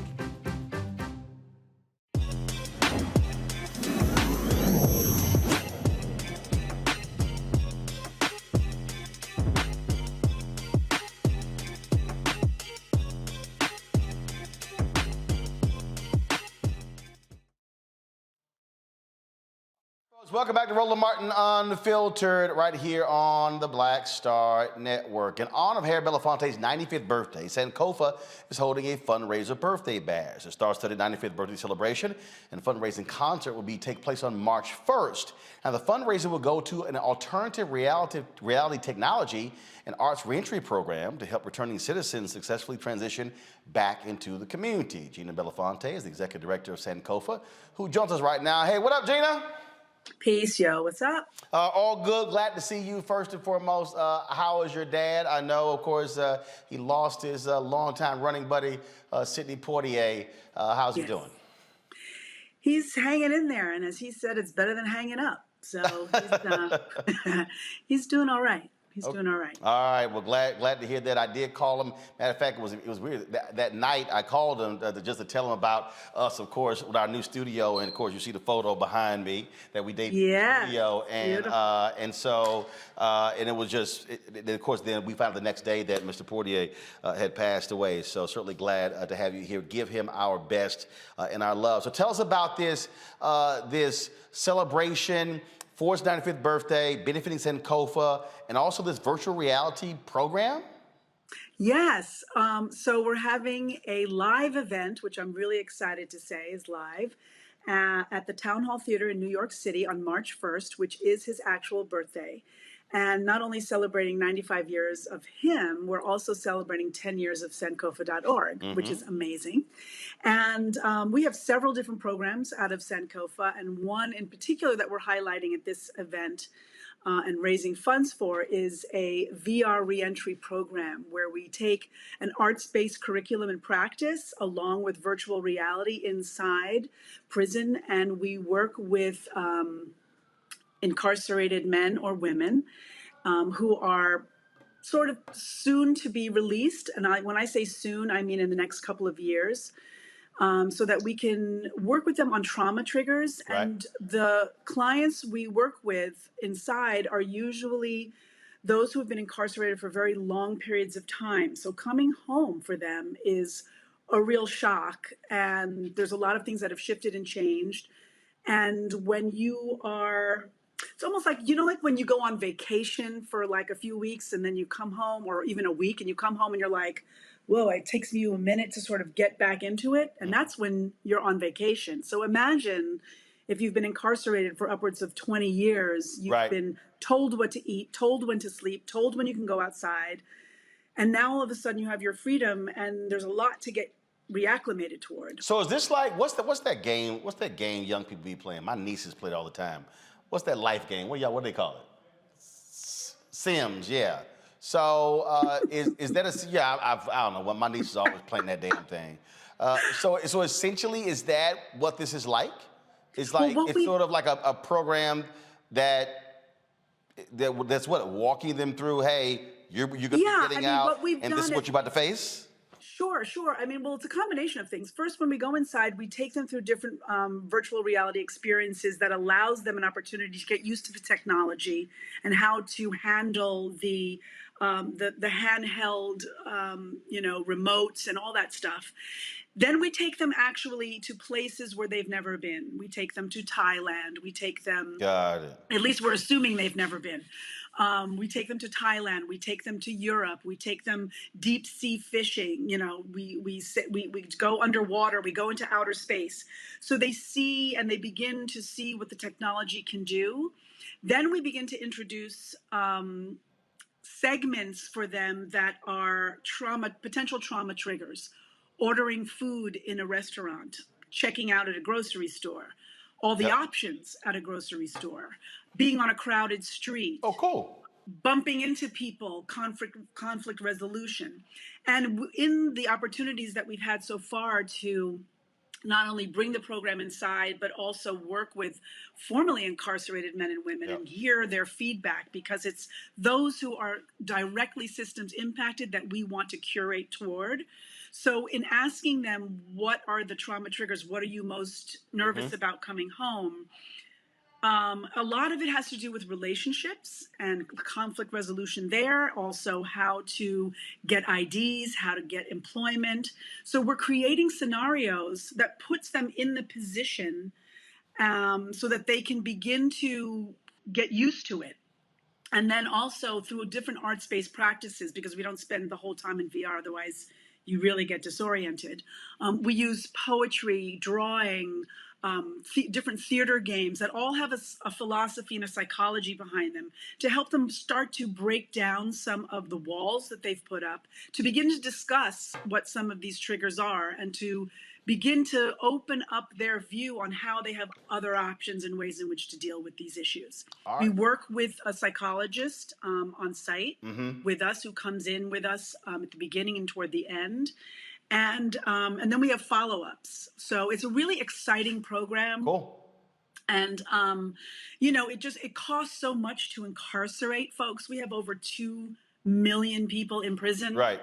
And we want to reduce recidivism, right? We want to make sure that when folks come home, they stay home, and they feel that they can acclimate and be productive and create new experiences and a new life for themselves. So we're really excited about the program. Our feedback from our clients has been overwhelmingly positive, both those inside and those already out. Those out have said, if I had only had this when I was coming out. Yep. So we're very excited. So where can folks go to sign up to get ready for the celebration on March 1st? Well, that's a very good question. I would go to the Town Hall Theater website, also at Ticketmaster. It's HB95. And we're just so excited. We're starting to sell. Like the announcement went out yesterday. We've already sold over 500 tickets. We're really excited. So make sure everybody gets in there and gets their tickets. So HB95. So go to Ticketmaster and look up HB95. All right. Yes. We'll also go to the Sankofa website as well. If folks want to get more information about that. Sankofa.org. We'll have all the information there as well. All right. Gina, we appreciate it. Thanks a lot. And Thank again, you, give a message to your family. Peace and blessings to you all. All right. Thanks a lot. All right, folks, when we come back, we'll pay tribute to fashion icon André Leon Talley, who passed away yesterday at the age of 73. You're watching Roland Martin Unfiltered on the Black Star Network.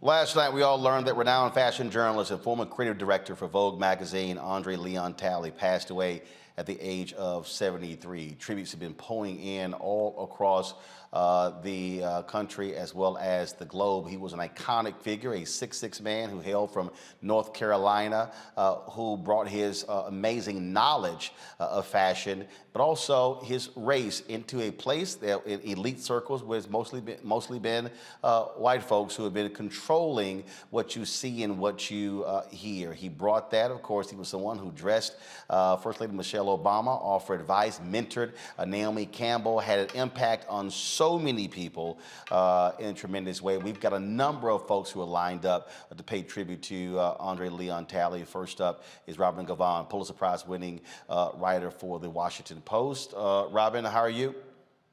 I'm good. How are you, Roland? Great. Always good to see you. So just share with us just your thoughts about André, who he was, what was it like to be around him in his company, and just his impact on fashion.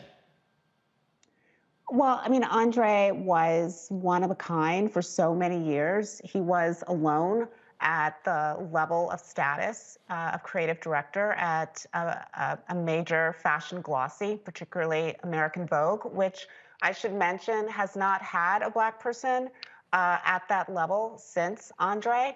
And he was someone who had an astonishing knowledge of European history, the history of fashion. That's one of the things that editor-in-chief of American Vogue, Anna Wintour, once said about him, that he sort of balanced her out because while she was adept at sort of the business side of fashion and certainly the popular culture side of fashion, he really understood the context and the history of it. To some degree, even more so, than the very people who were the gatekeepers when he first came to fashion. So his loss is really a loss of an incredible amount of institutional knowledge, and it's the loss of someone who really opened doors in ways that can be seen by the numbers of Black models who are now working and by the presence of a Black editor-in-chief at British Vogue. And he had to, and the reality is he had to deal with the issue of race in this field, not just in the magazine industry, but the fashion industry itself. And so someone had to walk through those doors, and he had to confront it head on. Yeah, I mean, I think people don't really sort of understand just how different the industry was back when he started in the 70s. I mean, it really was an industry that was dominated by white socialites and people who had sort of aristocratic background and what we now would refer to as sort of limousine liberals. I mean, he really was this sort of odd duck, this tall, skinny Black kid from the segregated South. And what I think is especially striking is that he came into this world armed with intelligence, armed with his faith that had been instilled in him by his grandmother who raised him and who he was devoted to. But he also had an incredible amount of optimism and just joy in the glamour and wonder of fashion. And despite, all of the issues that he had to deal with, whether we'd call them microaggressions now, back then it was just daily life. He overcame it. He shrugged it off. I'm sure he had to internalize some of it, and it was quite difficult, but he continued to move forward, and he never let those barriers stand in the way of what he ultimately wanted to accomplish. Last question for you. I never got a chance to actually meet Andre. I don't think our paths crossed, but everything that I've read, documentaries the documentary that I've seen, this is somebody who also absolutely loved life to the fullest and had a ridiculous sense of humor. Andre was majestic and imperious and funny and cutting. And when he decided that he was going to open his heart to you and be generous, he gushed forth with a kind of generosity that just made you feel that you had been seen by the world. All right, Robin Gavon of the Pulitzer Prize winner, Washington Post. We certainly appreciate you joining us, sharing your thoughts about the passing of Andre Leon Talley. My pleasure. Folks, this was the statement from Anna Wintour, the leader at Vogue. The loss of Andre is felt by so many of us today. The designers he enthusiastically cheered on every season and who loved him for it. The generations he inspired to work in the industry. Seeing a figure who broke boundaries while never forgetting where he started from. Those who knew fashion and Vogue simply because of him, and not forgetting the multitude of colleagues over the years who were consistently buoyed by every new discovery of Andre's, which he would discuss loudly and volubly. No one could make people more excited about the most seemingly insignificant fashion details than him. Even a stream of colorful faxes and emails were a highly anticipated event, something we all look forward to. Yet it's the loss of Andre as my colleague and friend that I think of now. It's immeasurable. He was magnificent and erudite and wickedly funny, and mercurial too. Like many decades-long relationships, there were complicated moments, but all I want to remember today, all I care about, is the brilliant and compassionate man who was a generous and loving friend to me and to my family for many, many years, and who we will all miss. Folks, Anthony Mark Hankins is a fashion designer. Of course, I met Anthony when we were in Dallas. He's now, Anthony, where are you? You in LA? I saw you with your aunt in Savannah, Georgia, posting all the photos and videos. So where are you these days? I'm in Savannah, Georgia. I moved here about 6 months ago. Wow. I'm enjoying it. Wow. Moved for me. Gotcha. All right, well, good. Now I know that, so when I roll back through Georgia, I'll certainly stop by. Share with us just your thoughts, interactions, perspective about the icon himself, Andre Leon Talley. Well, as a fashion designer, Andre was more than just an editor. He was a friend. and a confidant, someone that designers could go to as a safe place for feedback. And I think a lot of times, when a fashion designer is presenting a collection, they're afraid of what the press will say. André was the kind of person that would come in through the back door, look at your designs, and talk to you one-on-one. And Marc Jacobs and Donna Karan and so many of my colleagues would say that he was a friend. And when you're a timid designer, you're putting together a collection, you're really unsure what to present. And like Robin was saying, he was an encyclopedia of fashion. He knew about every trend. He could take you back to the Doric peplotes and Grecian culture. And he was so personable. I remember when I first met him at Yves Saint Laurent, he was with Eunice Johnson of Ebony, Ebony magazine. Yep. And Eunice Johnson and André were hand in hand going from couture show to couture show. And André took the time to talk to me, and he didn't have to. And so as a young designer back then, I remember that. And I remember the smile on his face and the eye-to-eye contact he gave me. And if you look on Instagram, so many fashion designers around the world had that intimacy with André. Winona Blahnik, Yves Saint Laurent was a personal friend of his. Karl Lagerfeld made clothes for him. I mean, he was bigger than life, loving and caring. And as Diane von Furstenberg said today, she felt as though she lost her brother. And he was a brother to all designers. When you say bigger than life, first of all, his brother was 6'6".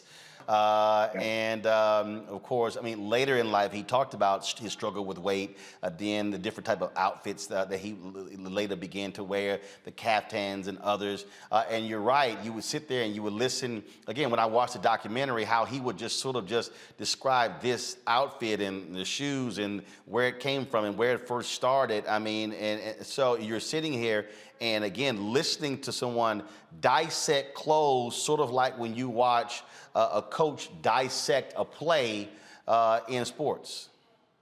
Absolutely. And what's really loving about him is that he embraced his stature. He embraced his size. He didn't shame himself because he was a fuller figure guy. He really embraced fashion no matter, before, size shaming was in fashion.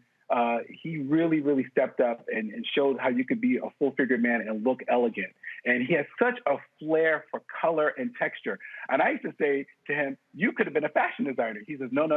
I love books too much. He did. He read all the greats from Shakespeare. He could recite a Shakespeare poem. I mean, that's how intelligent this man was. And like Robin said, we lost a leader. He opened doors for so many African Americans. I wouldn't be here if it wasn't for André and Willie Smith. And, Diane Vreeland gave him the opportunity to work at the Met. But André showed up. And I tell young people, when you show up hungry and willing to learn and not the first one out the door, André would be the last one out the door back in the day when he was working for Madame Vreeland. So, I mean, that's what it takes to get to that level, doing your homework, showing up. And André put in the time. And it didn't happen overnight for him. And he really, really dedicated his life to what he loved. And that's why he was a true success. Well, and that's also why it's important for us to really understand and respect the work that people put in, how they got there, but also creating the space for the next generation. Because as Robin said, he comes in at a time where you did not have African Americans who were at any of these magazines, in these spaces. And even though he ascended, he still dealt with a lot of the BS, even in terms of no longer having the position at Vogue. You would think that someone of his stature would have never sort of left one of those places, but even he still had to deal with sort of being pushed out, pushed away, but he never stopped that from letting everybody know, I still got a place in this game. Exactly. It's really, really lovely, his relationship with Diane Vreeland. I hope, our people will go and research André and learn about his, he was really charming. And that Southern charm took him all the way to the top. And, you can come from anywhere in the United States, but there's something really special about the South. His grandmother was a hard-working woman. She cleaned bathrooms. And he said she wore a diadem in his mind. When he looked at his grandmother, he didn't see her as a cleaning lady. He saw her as a princess, as a queen, as royalty. And it's something that we take from our African-American women, from our grandmothers and our mothers who are strong, our aunts who are strong. And we carry that, that sense of knowing who we are, our faith value into the workplace we don't need to leave that back at home. We need to take that with us when we go to work. All the things that our grandmothers and our mothers instilled in us, we need to use that every day, because that's what's going to get you to the next level in life. And top of all your dreams is by listening to your grandmothers, and having that faith system instilled in you. Carrying it with you all the way. All right, fashion designer Anthony Mark Hankins. And also, I wore the right outfit for today. That wasn't planned. You look fabulous. I had this made when I was in Ghana, so I had to go ahead and rock this one. I should have wore the full length one in honor of Andre with the outfits that he wore. Anthony Mark Hankins, good to see you, man. I hope to see you soon. Thank you so much for having me. Take care, Roland. Thanks a lot. All right, folks, let's now go to Terry Egan. She's a longtime fashion writer, been in the business for quite some time, and also Brandis Daniels. She is the CEO, founder of Harlem Fashion Row. Glad to have both of you. How y'all doing? Hi, Roland. Great to see you. Absolutely. And wow, what a day. I think about, when I think about Andre, I probably have known him the longest, because we started working, when I started working at Fairchild Publications at DNR in 1977, I was the only Black female reporter there, and he was the Black reporter at Women's Wear Daily. He was a European editor, and I was in the Chicago Bureau. I happened to be in New York. He was in town. Andre blew through the office, and he was, he had on the Savile Row suit, and he was just impeccable, and I was so nervous and in awe. And he had that really grand way of talking, hello, and nice to meet you. And he also welcomed me very warmly, happy to see me, welcomed me in, told me I was going to have a great time. And then through the years, I did other jobs, but then when I started working at the Wall Street Journal, and then I started on the fashion beat, that's when our paths collided again. And when I was in Paris doing some research for my first book, The End of Fashion, Andre was holding court at the Ritz Hotel. He actually had an apartment at the Ritz Hotel, paid for by Karl Lagerfeld, and he invited me, come on over and have lunch with me. And so that was a lot of fun. And he was just, he was just a mentor to everyone. And, Andre was glamorous and fun and everything, but I remember him as a reporter. He was an incredible writer, and I really would think a lot of young people, if you really want to see Andre's real genius at a very young age, you go back and look at those features that he did on Yves Saint Laurent and Givenchy, in Women's Wear Daily, in the W magazine. At that time, it was a broadsheet. And those stories were not just like a reporter showing up and interviewing a designer. This was a reporter who spoke French, who was steeped in the culture. So you really got this whole sense of, he really gave you a rich story that was not only about fashion, but design. He was a bon vivant, and all that was in his copy. So those stories were just magnificent. Brandis? Yeah, for me, I'm from Memphis, Tennessee. So coming from the South, moving to New York, having this dream of working in fashion, Andre Leon Talley, like so many other people, stood as a beacon of hope because he was from the South, because he was a Black man, and he was in these incredible positions and incredible places. It made me feel like, oh, this is possible for me. And I think that was the sentiment of, every editor friends of mine that I spoke to today over the phone about Mr. Talley, every stylist that I spoke with, everyone had the same sentiment that because he was in his role and in his position, it made us all feel like we could do it too. And I don't know if, Andre Leon Talley really understands the impact that he had on this next generation of African-American, professionals that are in fashion, but he had an immeasurable impact on all of us. Mickey Taylor, editor-at-large of Essence Magazine. Mickey, people might hear Andre, they might see him speak and see his whole persona, but this was a North Carolina boy. This was someone who attended North Carolina Central before moving on to study other places as well. Just share with us your reflections, Andre Leon Talley. Well, he was an unprecedented human being, a fashion storyteller, an icon who was passionate about fashion, who had a strong sense of self from his Southern humble upbringing, you know, in the Jim Crow South. And, you know, if you look at an Andre Leon Talley, this is the stuff dreams are made of. But lest anyone forget, he worked hard to get there. He was informed. He was well educated. He spoke meticulous French. And so whether you were talking with him on the front row of fashion in New York or talking with him in Paris and, you know, realizing what an honor it was to be in his presence because he blazed a trail to get there, and a trail that wasn't always welcoming of someone like him. But he was so informed, they couldn't deny him. They couldn't deny his presence, his grandiosity, and even though they may have hated his skin color.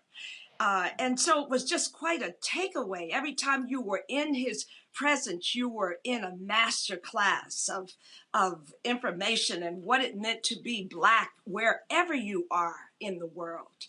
And so I just admired him so. I cherished those moments together and, you know, to just see him even across the floor. Hello, Nikki! And just so excited to see one another, especially when you could count those of us in fashion and beauty on one hand that were of African descent. And so today I'm just reflecting on the genius that he was, how he defied the odds, how he mastered his purpose with such distinction in a world and at a time where we were invisible.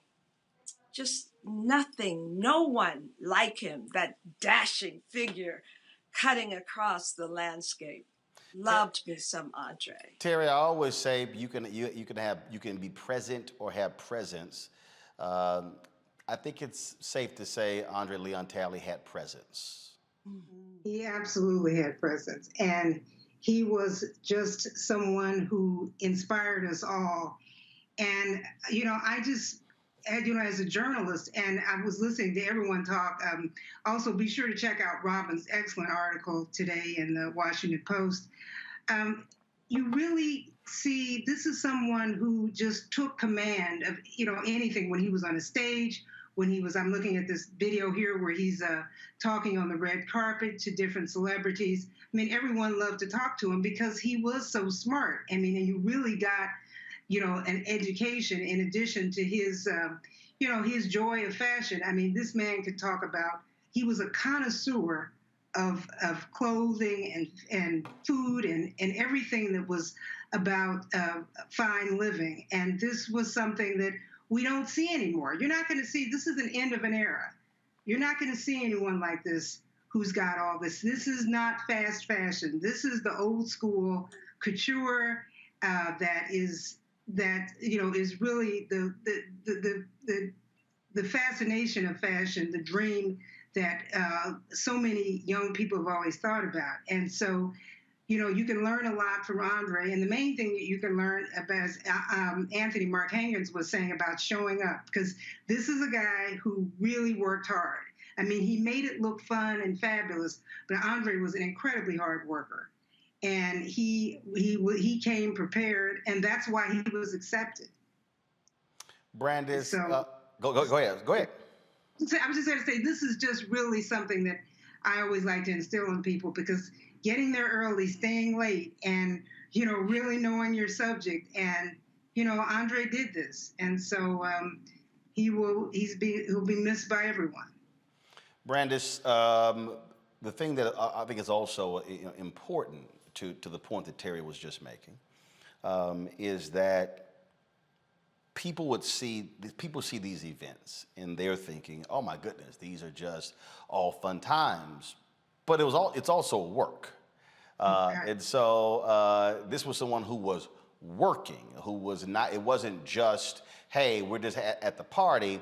It might look that way in photos and things along those lines, but putting that work in to be able to rise to the level that he did at Vogue and in this industry.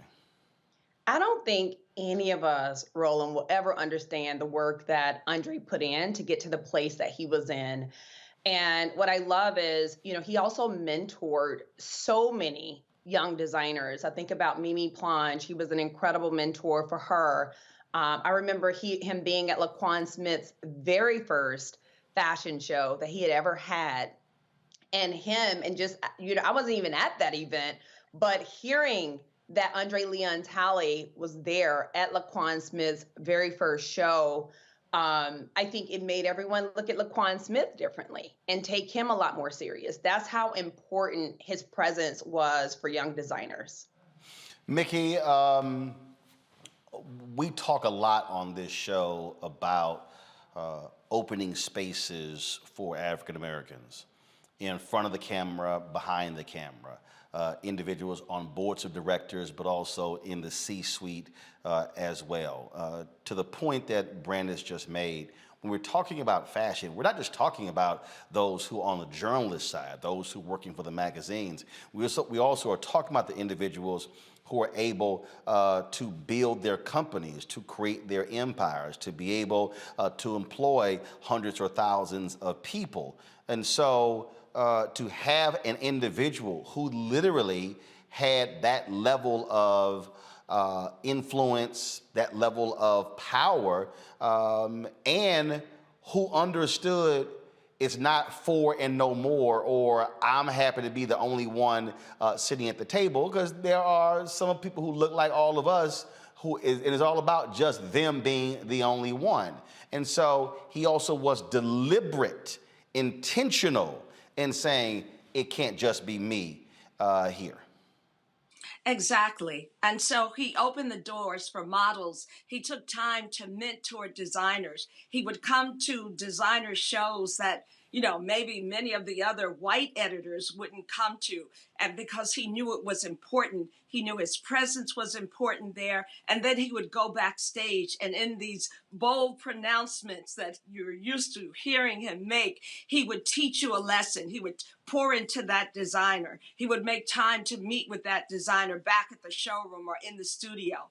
And because he had that Southern upbringing, and what those of us who had a Southern upbringing understand is that you crawl before you walk. So if you understood what it took for you to get where you are, you understand the importance of making way for someone else.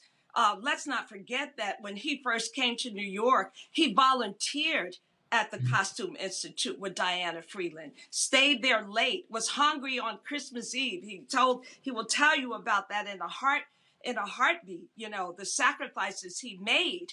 And he did the work that many others would not have done to get where he was. And so it was in his soul to give back, to make deposits into others, because there were those who poured into him either willingly or not. But he never forgot that. For all that grandiosity, I will always say he had both feet on the ground, and he was always intentional about whatever it was that he did. Terry, final thoughts. Yeah, my final thought was, I remember when I wrote The End of Fashion, and I wanted André to write a blurb on the back of the book. And I wanted him not to just say, oh, this is fabulous or whatever, but I wanted André to write a blurb, because I knew that it would be something that would, show his scholarship. He would show the appreciation of the scholarship of the type of work that I was doing. And I just feel like that's what he was about. He was not shallow. This is a man who was very deep and really, and he was so absolutely committed to fashion. I mean, in a way that you really don't see at all. And we're just going to miss him. We're going to miss. I think the reason why this incredible outpouring today was because we're all remembering how fashion was when it was. So when we had dress codes and when things were really formal, and things have gotten very casual now, and I see André who's formal and just fabulous, and it really today has really touched me as I think back at all those wonderful moments with him. But rest in peace, great André. You're up there with Carl, hanging out with. Manolo, but he was hanging out with all the fashion, Givenchy and Yves Saint Laurent, and we're thinking about you and remembering you and honoring you. Brandis, your final thoughts. I do have this real quick before your final thoughts, all three of you. If you knew you were coming across Andre, did you double check to see what you were wearing to make sure everything was straight? Was anybody ever lovingly admonished by Andre? No. No, thank God, no. I was not lovingly admonished, but the last time I saw him was at Dapper Dan's Atelier. It was right after they had shown his documentary at the Schomburg, and he was definitely looking and checking and trying to see what we all had on for sure. But he, for us, represented hope. And I think Mickey Taylor said, which, by the way, I'm so honored to be here with Mickey Taylor and Terry Agins, my biggest supporters, both of them. But he allowed us to dream. I call myself a proud fashion outsider. I didn't work for Vogue. I didn't, come up the luxury ranks. And for someone like me who moved to New York from the South with this dream, Andre's life represented possibility. And that's what it represented for so many of us. So he will be dearly missed. And there's no one who could ever replace his impact. Mickey. I agree with everything that has been said. He was quoted once as saying, "None of my contemporaries have seen the world through the Black lens." And when I think about him, and with all the throws, if you will, that were against him on every continent, as a Black man, as a man who was informed, as a man who you had to try to reckon with to at least hold your own. I remember John Fairchild, when he worked at Women's Wear Daily, John Fairchild turned to him one day and said, "I'm the boss." He told Andre that because he was threatened by the presence and the knowledge of Andre. So, yeah, I'm bowing in spirit to all that he was, to what he stood up against, to be all that. And he is forever a symbol of the achievable possibilities, as Brandis said. So we have no chance at the win if we don't use our voice and if we don't stand up in all our splendor like Andre did. Well, that is certainly a proper way to pay tribute to Andre Leon Talley, and one of the reasons why we've done these for numerous African Americans who passed away, and because frankly, as far as I'm concerned, whether when Sidney Poitier passed, Cicely Tyson passed, I personally did not think that we saw the proper tributes being paid. And in fact, last night I was talking to one of my former colleagues at TV1, and if there's something that really probably drives me crazy is that the state that we're in right now with Black media is that when we're losing our icons, our perspectives are not fully being presented. So 20, 30 years from now, when somebody is reading about Andre Leon Talley or Sidney Poitier, and they're looking on YouTube or they're looking in different places, they're actually not going to see our real-time reflections because unfortunately too many of our outlets are just doing business as usual and not taking the time to actually pay proper tribute. And so that's why I thank all three of you for being with us and being able to share your thoughts about Andre as well. Thank you. Thank you. Yeah. Folks, as we said, all across the world, people have been weighing in, talking about Andre Leon Talley. Kerry Washington tweeted this, "Oh, Andre, heaven is going to be too fabulous now, sir. You blessed us with your charm, wit, and taste for the exceptional. You'll shine so brightly from the heavens that we'll know what true stardom looks like.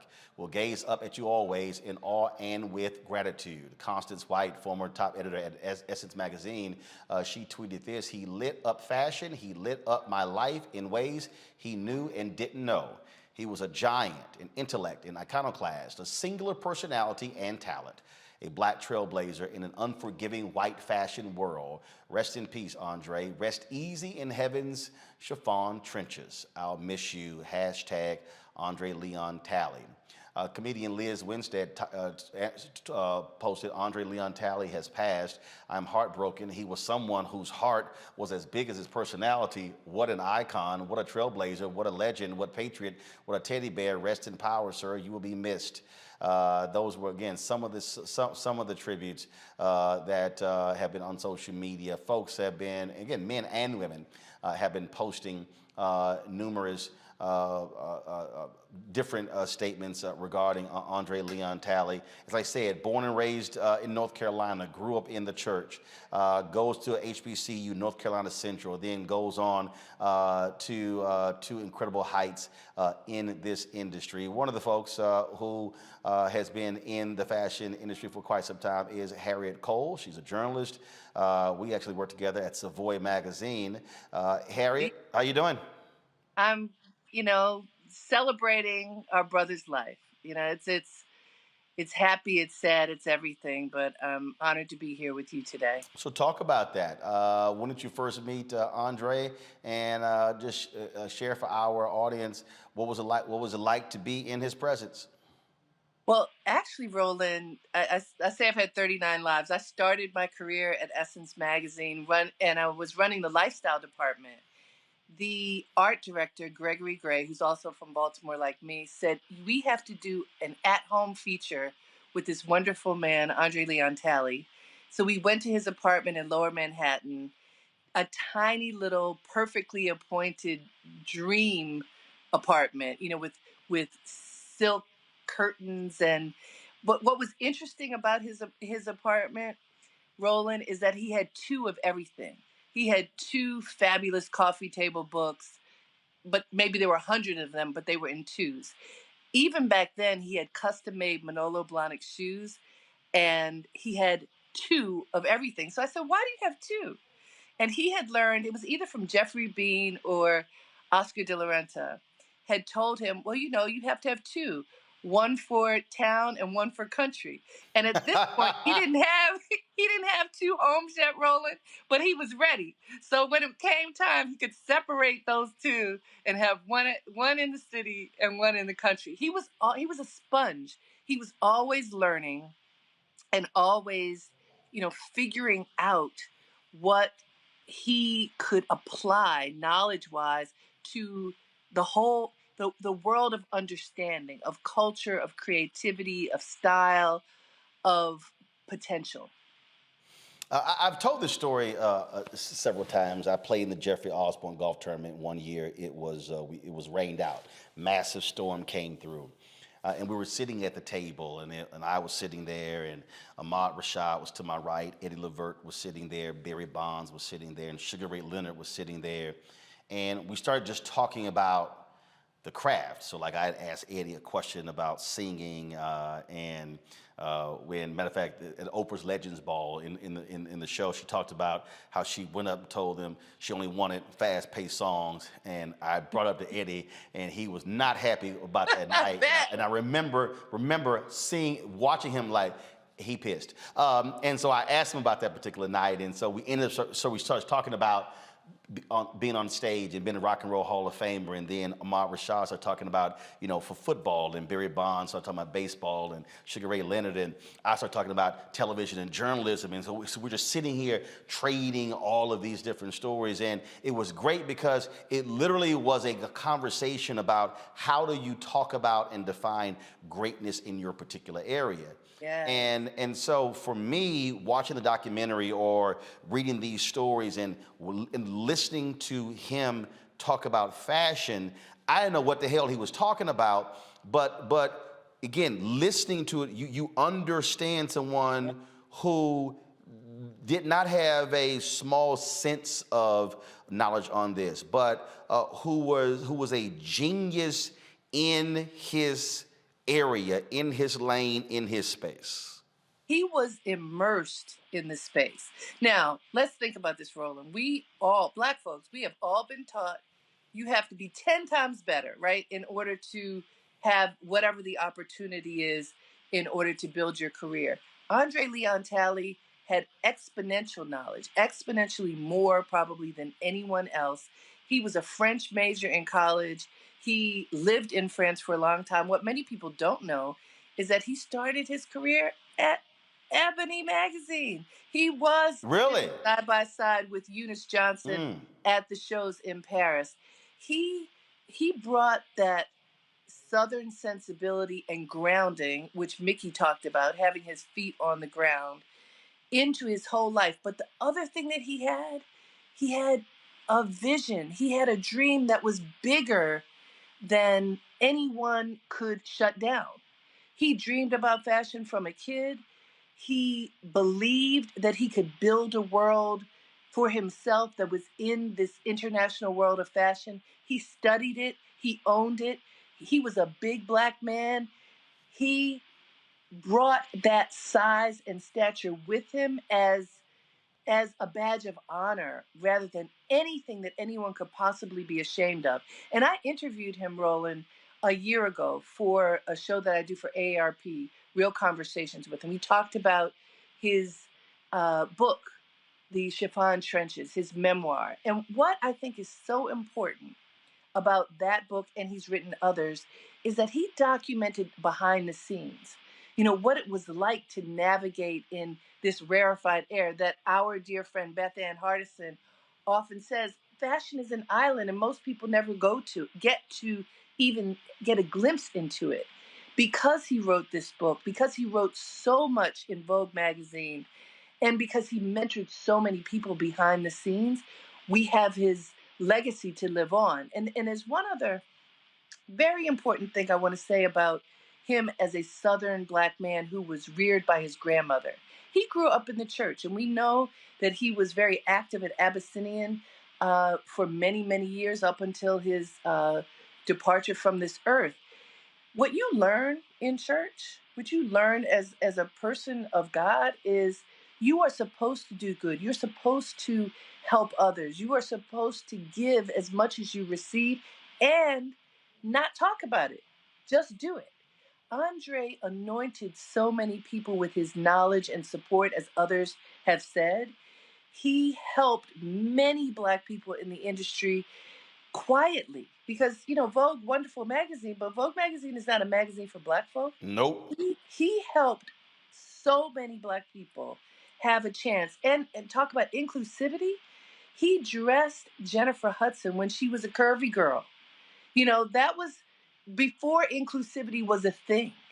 And he dressed her for the red carpet. As we know, he was there to support Michelle Obama and so many others behind the scenes to ensure that if there was an opportunity, and they were ready, you had to be ready. If they were ready, he was going to help them have that runway in order to soar. And I think this is something that he will be remembered for. And it's that combination of all the love and faith and grounding that his grandmother and his faith gave him and his vision that set him on a course to fulfill his dream. Your funniest Andre Leon Talley story? Oh, funny. That's a hard one, Roland, but here's how I'm going to put it, because I don't necessarily have funny, but I'll say, you had asked earlier, did Andre ever call people out on how they were dressed? Mm-hmm. And I actually saw the opposite. Andre, I watched him, and even with me, when I would see him places, he would pick something that he liked about what you were wearing and point it out. And one time we were at the Metropolitan Museum of Art in the Egyptian wing, and it was so beautiful, in the Temple of Dender. And I had on a brooch, and I had on like a cape. This is not like his, but I had on a cape and a brooch, and he acknowledged the brooch and whispered it. Oh, I love your brooch. And it was something that was my grandmother's. So not funny, but lovely. And I found as cutting as Andre could be, is as loving and thoughtful as Andre could be. And he offered me a lot of love and support over the years. Harry Cole, we sure appreciate it. Thanks a bunch for just sharing your thoughts with us. about we say this a lot, people say this a lot, hey, who's the next Michael Jordan, who's the next LeBron James, who's this? I keep trying to explain to people, there's only one Bill Russell, there's only one Magic Johnson, there's only one Michael Jordan, and there's only one Andre Leon Talley. You cannot replicate any of that in any way whatsoever. Yeah. Blessings to you, Roland. Thank you for having me. Appreciate it. Thanks a lot.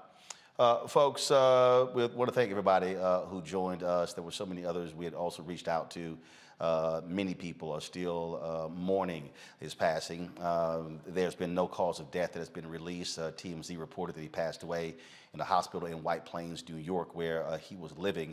And also, a good friend of his who runs the Ford Foundation said that he had had several illnesses recently. But again, Andre Leon Talley, native of North Carolina Central graduate, again, fashion icon, legend, renowned fashion journalist, dead at the age of 73. Folks, we have been watching what's taking place in the United States Senate. I'm going to walk over to the other desk, so cameras, y'all can follow me as I walk over.